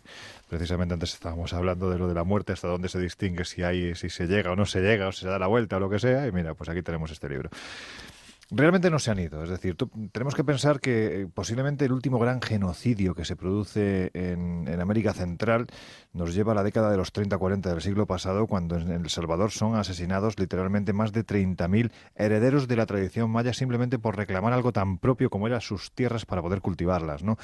Hoy en día es verdaderamente interesante. Yo creo que es una de las cosas que nos gustan más especialmente. Bueno, Juanjo también ha publicado mucho de esto, pero a Manuel y a mí, ¿no? Que es todo lo que tiene que ver con esa antropología del chamán, del yerbero, del huesero, que todavía hoy permanece completamente innata, ¿no? En estas regiones, como parte de esa tradición que no se ha ido, ¿no? Es curioso, tú también has estado, Miguel, en la región de Chiapas, ¿no? Es fascinante ver cómo todavía hoy esos ritos, ¿no? Que vienen del pasado, que se han intentado sincretizar, ¿no? Con las nuevas religiones con las que se han impuesto y sin embargo no lo han logrado. Es curioso, por ejemplo, cómo en San Juan Chamula, allí tenemos una iglesia que durante unos días de la semana es iglesia católica, apostólica, romana, y durante otros días templo maya. Y allí se celebran ritos propios de esta tradición. Eso es parte de lo que nosotros intentamos dedicar en este reportaje de portada de este mes, los nuevos ritos mayas, porque los señores del tiempo, como eran conocidos, ¿no? Pues no se han ido realmente. Mira que hemos hablado veces, ¿no? En la tertulia de ese colapso que parece que de un día a otro se lleva por delante a una cultura tan sumamente fantástica y enigmática como lo maya, y sin embargo hay que decir que en pleno siglo XXI todavía quedan herederos que siguen practicando esos ritos. Ofrecemos cuáles son, evidentemente, asociados pues a solsticios, equinoccios, a los cultivos, a las cosechas, pero ahí están, ¿no? Envueltos de esa magia de un pueblo que se supone desapareció hace 600, 500 años y sin embargo que todavía sigue muy vivo. Ahí se encuentra ese reportaje en la revista Enigmas de este mes. Su director, Lorenzo Fernández, tenemos la suerte de que esté además aquí con nosotros en la tertulia. Queda todavía tertulia por por delante os vamos a contar eso que ha ocurrido fascinante. En Nicaragua, más de 200 personas supuestamente víctimas de una posesión. Los primeros resultados que se conocen ya del proyecto Genoma Sintético y muchas otras cosas que llegarán en esta tertulia Zona Cero. Eso sí, después de las noticias, después de ponernos al tanto de lo que está ocurriendo en España y en el mundo, después de esa actualidad, continúa La Rosa de los Vientos.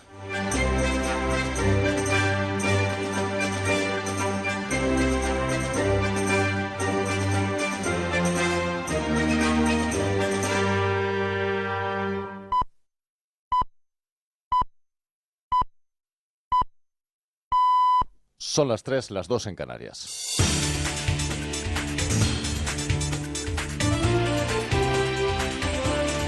Noticias en Onda Cero.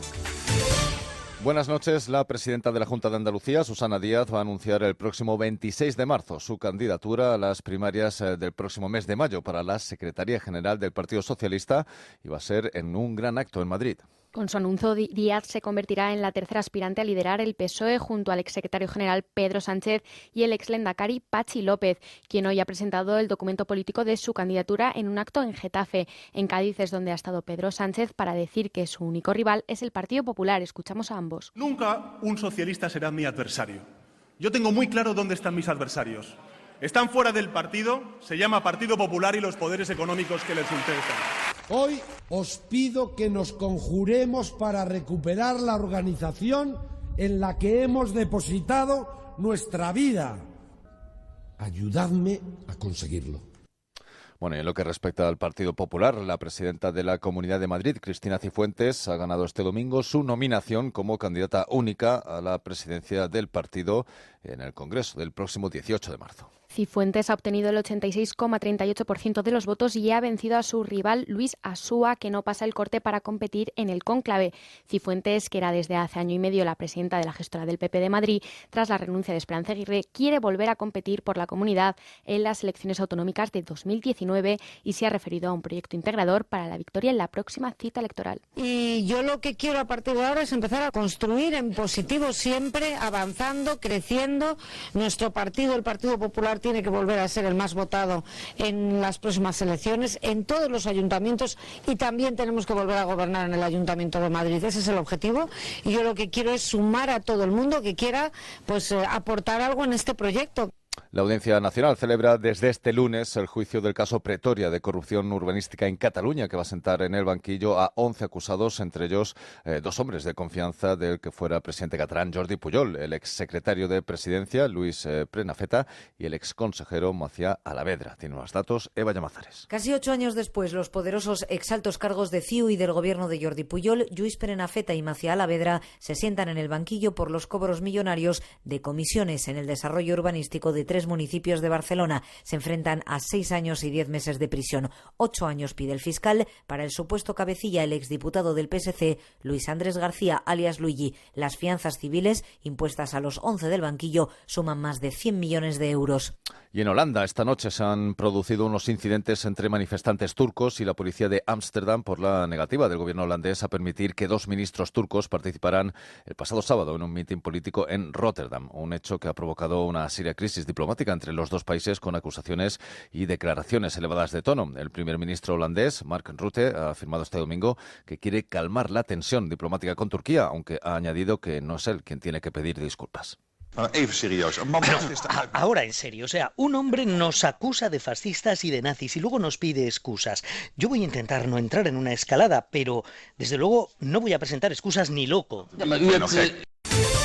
En los deportes hablamos de baloncesto. El Real Madrid ha ganado por 1 punto en el clásico contra el Barcelona. Sergio Llull volvió a ser providencial para decantar con una canasta en el último segundo un vibrante clásico ante un rocoso Barcelona Lassa que plantó cara al Real Madrid y tuvo opciones hasta el final, pero acabó sumando una nueva derrota ante su eterno rival por 76-75. Felipe Reyes se convirtió en el mayor reboteador de la historia de la ACB, lo que obligó a parar el partido para homenajear en el centro de la pista al veterano jugador cordobés. Pues hemos terminado ya aquí con el tiempo de la información. Las noticias vuelven a partir de las 6 de la mañana, a las 5 en Canarias, en Más de Uno con Carlos Alsina. Pueden seguir la actualidad mientras tanto en OndaCero.es. Ahora continúan en compañía de La Rosa de los Vientos. A las 6 recorremos el mundo en busca de noticias, contactamos con nuestros corresponsales y miramos el mundo bajo el prisma de nuestros colaboradores. Aquí en Onda Cero les vamos a ir contando al detalle todo lo que ocurra a partir de este momento. Guillermo Fesser. Buenos días, Carlos. En Estados Unidos están pasando cosas. A las 10 abrimos el café de Más de Uno, el que está de moda entre los famosos. Ya estamos en el café de Más de Uno y hoy veo muy feliz a Mariano Rajoy. Así es, Juanra, está entrando en el café muy contento y saludando a todo el mundo. Buenos días, querido Juan Ramón. Más de Uno, Carlos Alsina, Juan Ramón Lucas, de lunes a viernes desde las 6 de la mañana. Te mereces esta radio. Onda Cero, tu radio.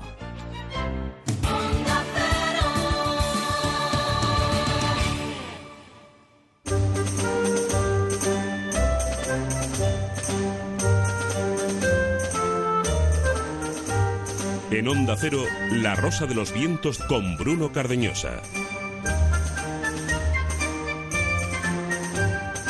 Continuamos unos minutos más en la tertulia, en la tercera hora de programa de La Rosa de los Vientos. Vamos a tener también los ecos del pasado con Laura Falcó Lara. También un nuevo juicio a la historia con la profesora Ana María Vázquez Ois.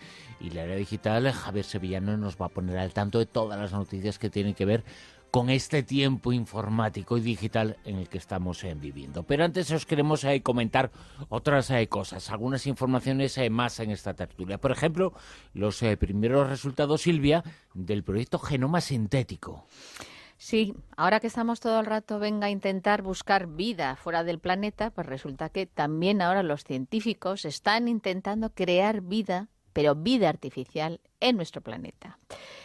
Ellos son los del proyecto, los científicos que llevan a cabo el proyecto Genoma Sintético. Todo esto pues empezó un poco para poner en antecedentes a nuestros oyentes en 2010, cuando el biólogo Craig Venter, pues que está considerado el padre del genoma humano, pues él fue el primero en crear una forma de vida sintética. Él consiguió reproducir ADN completo de la bacteria, vamos allá, Mycoplasma mycoides. Bueno, pues un año después le tomó el relevo otro, que fue Jet Becker. Él es el director del Instituto de Sistemas Genéticos del Centro Médico New Langone. Bueno, pues Becker recogió el testigo de Venter y lo que hizo fue, lo primero de todo, diseñar el brazo de uno de los 16 cromosomas de la levadura. ¿Cómo se llama? ¿Cuál es el nombre científico de la levadura? Se llama Saccharomyces cerevisiae. Algo de Viciae tiene que tener. Bueno, pues... Te vas a la panadería y pides eso y te echan la pasada. Ahí estamos. Dices, a ver, masa madre, que le vamos a echar aquí la levadura, el Cerevisiae, y va a salir divino. Bueno, pues Becker en 2014, porque hemos dicho que primero consiguió el brazo, pues en 2014 consiguió desarrollar el primer cromosoma completo de esta levadura. Estamos hablando de un cromosoma artificial, es sintético. Y ahora lo que se ha publicado en Science es que han conseguido desarrollar ya 5 cromosomas sintéticos completos. O sea que poquito a poco van evolucionando, van intentando conseguir ese organismo totalmente artificial. Pero ¿por qué Becker y su equipo están haciendo esto, el proyecto Genoma Sintético, utilizando este tipo de levadura? Bueno, pues resulta que el hongo de la levadura es un microorganismo fácil de manipular y tiene algo muy, muy importante, y es que es muy similar a las células humanas por la forma en la que su genoma está conectado.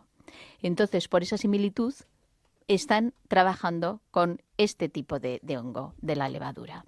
El objetivo final es conseguir los 16 cromosomas sintéticos. Hemos visto que han conseguido 5, lo que quieren es llegar a conseguir los 16. Y una vez que lo consigan, tendrán ese primer genoma sintético completo.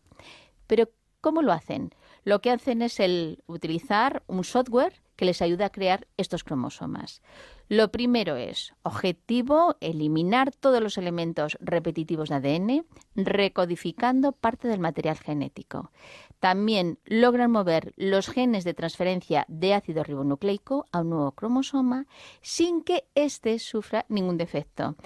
Y tercero, añadir información para que facilite la construcción y manipulación de otros cromosomas. Lo que quieren con esto es pues conseguir nuevas terapias genéticas de cara a, en un momento dado, los humanos.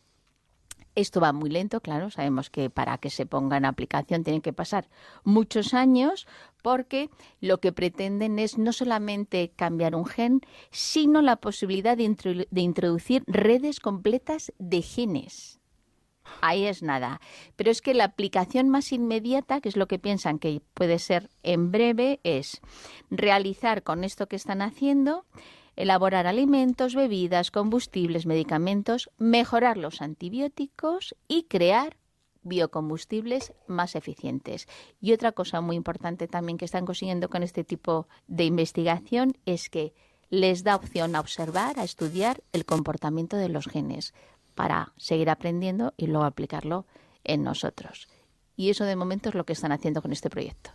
Madre mía, a ver quién se atreve a hacer perspectiva de cómo será el mundo dentro de 50 años. Hay una técnica nueva de hace unos años que además surgió de la investigación que se denomina básica, ¿no? De la investigación aplicada, y está en ese descubrimiento un biólogo español que está en la Universidad de Valencia, si no me equivoco, y ha sido candidato al premio Nobel, que es la técnica que se llama CRISPR, que es una técnica para, no sé si la habéis escuchado, que es para editar, cortar y pegar los genes, que es muy, muy eficaz, muy precisa y sobre todo muy barata. No necesita que los laboratorios tengan grandes recursos, ¿no? Lo cual permite hacer hibridaciones de una manera muy sencilla a los que han desarrollado, porque esto surge de la investigación básica y luego la técnica salió de estos estudios de este investigador. Creo que a las dos investigadoras le dieron el premio. Eso es, son dos mujeres que recibieron por eso, porque es muy fácil y además es súper barato. Claro. Y entonces lo que hacen es eso, es que corta y pega con una facilidad total e inmediata. Los genes y tal, y claro, y el problema es que ahora sí que no se sabe qué consecuencias puede tener eso, porque ahora sí que antes era mucho más complicado, esto es mucho más sencillo, es muy preciso y pues sobre todo eso muy versátil, puedes hacer muchísimas cosas. Entonces, claro, se abre ahora un panorama inmenso de posibilidades que sí que es cierto que no se sabe muy bien a dónde nos va a llevar, ¿no? O sea, es lo que, bueno, yo el otro día lo comentaba también con unos amigos, ¿no? La necesidad que tenemos de que el próximo Einstein venga del campo de la filosofía y de la ética, para que ponga un poco orden en todo esto, porque nos movemos en unos escenarios realmente muy complicados. O sea, que el próximo Einstein proceda del mismo sitio. Que es Einstein, básicamente, ¿no? No, pero de la filosofía y de la ética. Eso tampoco lo da un título. No, eso bueno, es lo que se dice, lo que se es, lo que se transmite. Claro. Einstein también era un gran pensador. Sí, pero me refiero a que nos movemos en un escenario que los límites no los va a poner la tecnología, los tenemos que poner nosotros lo que queramos. Entonces, la tecnología nos va a dar infinitas cosas y nosotros tendremos que decidir qué es lo que queremos tomar y lo que no. Pero la regulación va a depender de nosotros, porque el otro ya es ilimitado, o sea, ya no tiene límite, ¿no? El próximo Einstein será español, ya verás, porque tenemos un complejo de inferioridad. Se llamará Martínez. No, pero es verdad, tenemos un complejo de inferioridad tremendo y se están haciendo unas investigaciones en España en todos los campos científicos tremendas que no tienen, por desgracia, el eco que deberían tener en los medios de comunicación. Estamos más preocupados por la final de la Liga o por no sé qué. Y se están haciendo, hay unos premios en trabajos de investigación españoles en todos los ámbitos, desde chavales, ahora se estaba estos días fallando unos premios en la India de los mejores proyectos de investigación relacionados con la Luna, y hay un trabajo finalista de tres jóvenes investigadores, no sé, son dos de la Universidad de Cádiz y uno de la de Málaga, o dos de Málaga y uno de Cádiz, que han desarrollado un trabajo para plantar semillas en la Luna para convertirla, que son alucinantes, ¿no? Y que han sido elegidos entre miles de equipos de investigación. O sea, que podemos estar muy orgullosos de la ciencia española. Por supuesto. Y por qué no, quién sabe, el próximo Einstein a lo mejor se llama Pérez o Rodríguez o González o Sánchez Oro, vete a saber. Sí, mira, estoy de acuerdo con eso, pero lo cierto es que hay científicos en la historia de nuestro país verdaderamente importantes, sin los cuales no existiría nada de lo que tenemos. Me ha venido a la mente ahora mismo, ¿no? Cuando hablamos de la neurología, hablamos de la mente, es que nada de lo que existe ahora existiría sin una figura como Santiago Ramón y Cajal. Por ejemplo. Que es fundamental. Escribió el primer capítulo de muchos capítulos. Y una persona sin medios, sin recursos, los que existían entonces, evidentemente, accedió a lo que había en aquella fecha. Pero con la tenacidad, con la paciencia, con la observación, todo lo que logró hacer, pues todo lo que ha venido después, gran parte de lo que ha venido después en la ciencia de la neurología, se ha iniciado con su figura. Es una figura extraordinaria, es una figura que tenemos que tener como un faro de todo. Y eso que quería ser dibujante, que en realidad fue por el padre, que al final se dedicó a la medicina y luego fundió esas dos facetas suyas. Por eso hay esos dibujos tan maravillosos de todo lo que observaba. Claro, de las yo creo neuronas. Que el principal drama no es que no tengamos la materia prima, porque Cajal, Oró, Ochoa, Rodríguez Delgado, tenemos montones de ejemplos de... Y Miguel Servet, que estamos hablando de uno de los médicos más importantes, el que descubrió que existe algo tan básico como es la circulación de la sangre, ¿no? Claro, el problema no es que no nazcan aquí, que no tengamos esa capacidad. El problema es que terminan en cualquier país donde le ofrecen mejores recursos para desarrollar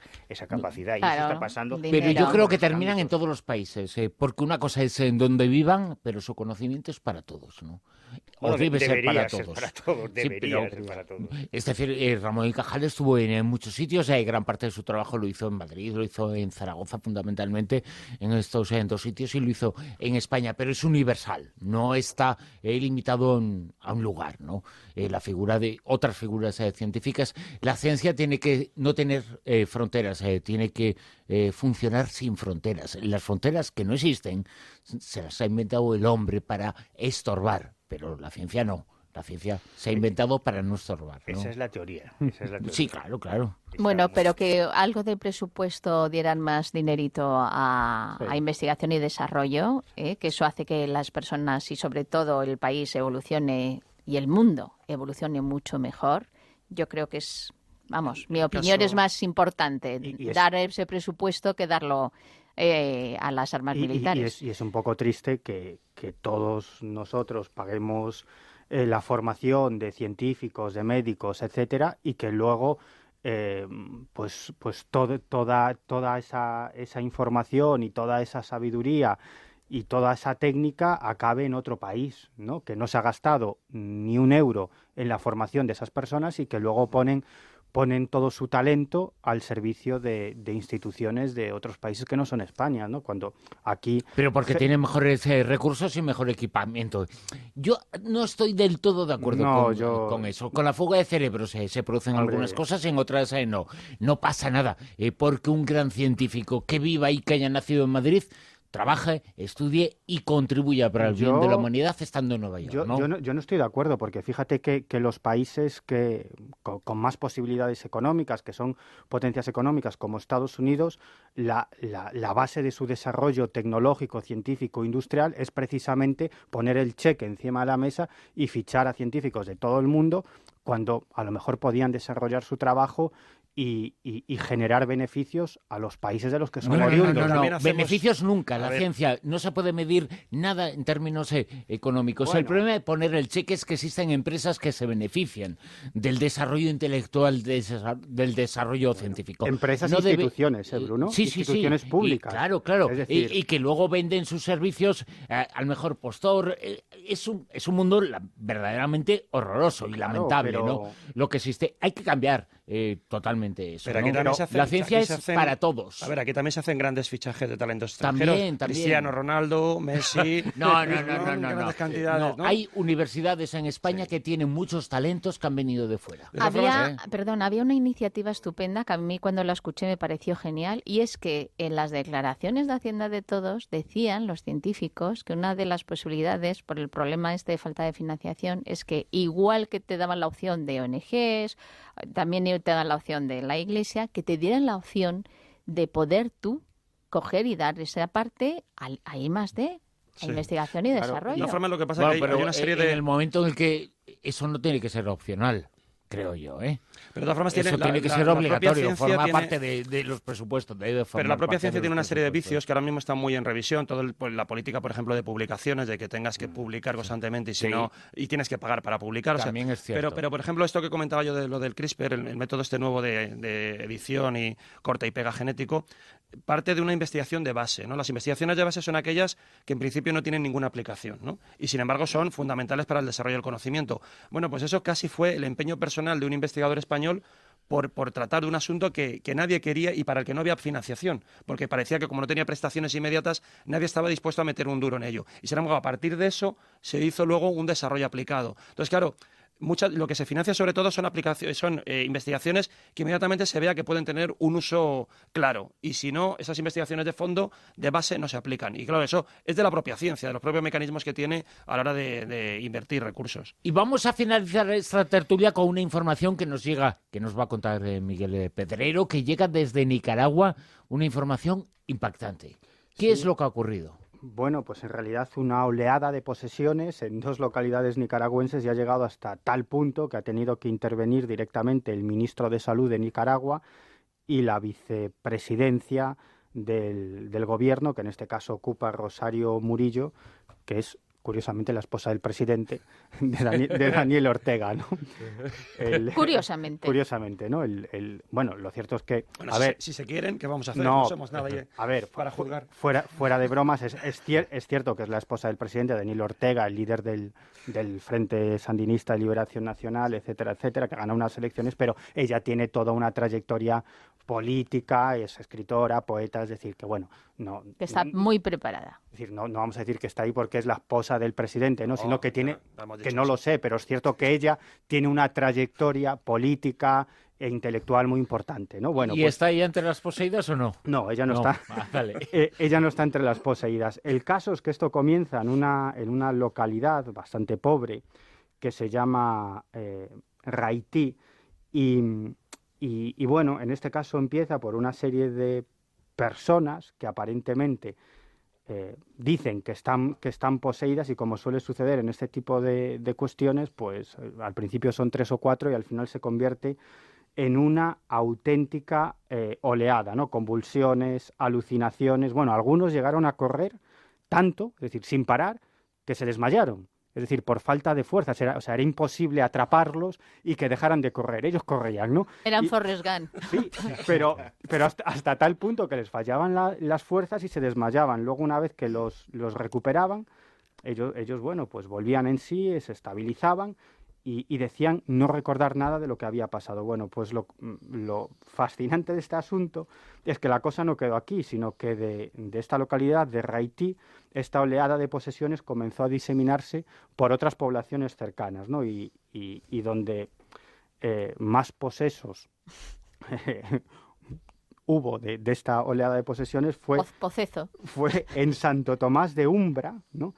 En este caso fueron muchísimos los casos y fijaros qué curioso, ¿no? Porque bueno, en este caso también sucedieron, bueno, las características de los posesos eran muy parecidas a los anteriores, pero en este caso las posesiones, entre comillas, fueron todavía mucho mayores, ¿no? Porque al parecer, si una persona posesa decía al demonio de otra persona que no estuviera afectada por los espíritus malignos, inmediatamente ese demonio podía poseer a esa persona. O sea, que se daba el caso de que un mismo demonio podía poseer a 10, 15, 20, 30... Es que son todopoderosos. O 40 personas, simplemente con decir el nombre. Qué abusón, ¿no? El demonio, qué Entonces, abusón. Imaginaros la situación de 100, 150 personas que creían estar poseídas por un espíritu maligno y que iban en busca del resto de la población de esta localidad para decir su nombre y que el espíritu, que ese espíritu maligno, también se introdujera en ellas. Al final tomó cartas en el asunto una chamana, una sanadora tradicional, y decretó que la causa de estas posesiones era una muñeca vudú que había llevado al poblado, a esta localidad, uno de sus ciudadanos, ¿no? Entonces, ¿qué hicieron las personas que no estaban poseídas todavía por estos espíritus malignos? Bueno, pues quemaron a esta muñeca vudú y parece que ahí se terminó todo. Bueno, pues sí, y aquí se termina también la tertulia Zona Cero de esta noche, curiosamente con esta información sobre posesiones, sobre 200 casos. En este estudio la gente no lo conoce y no lo ve. Hay muchas televisiones en muchas pantallas. Y la que me han puesto por delante están echando Ahora estoy viendo El Gran Hermano. ¿Es casualidad? Posesiones también. Por eso, es casualidad. Ahí lo dejo. Gracias a todos. Nos vemos y nos hablamos. Posesiones edredonin.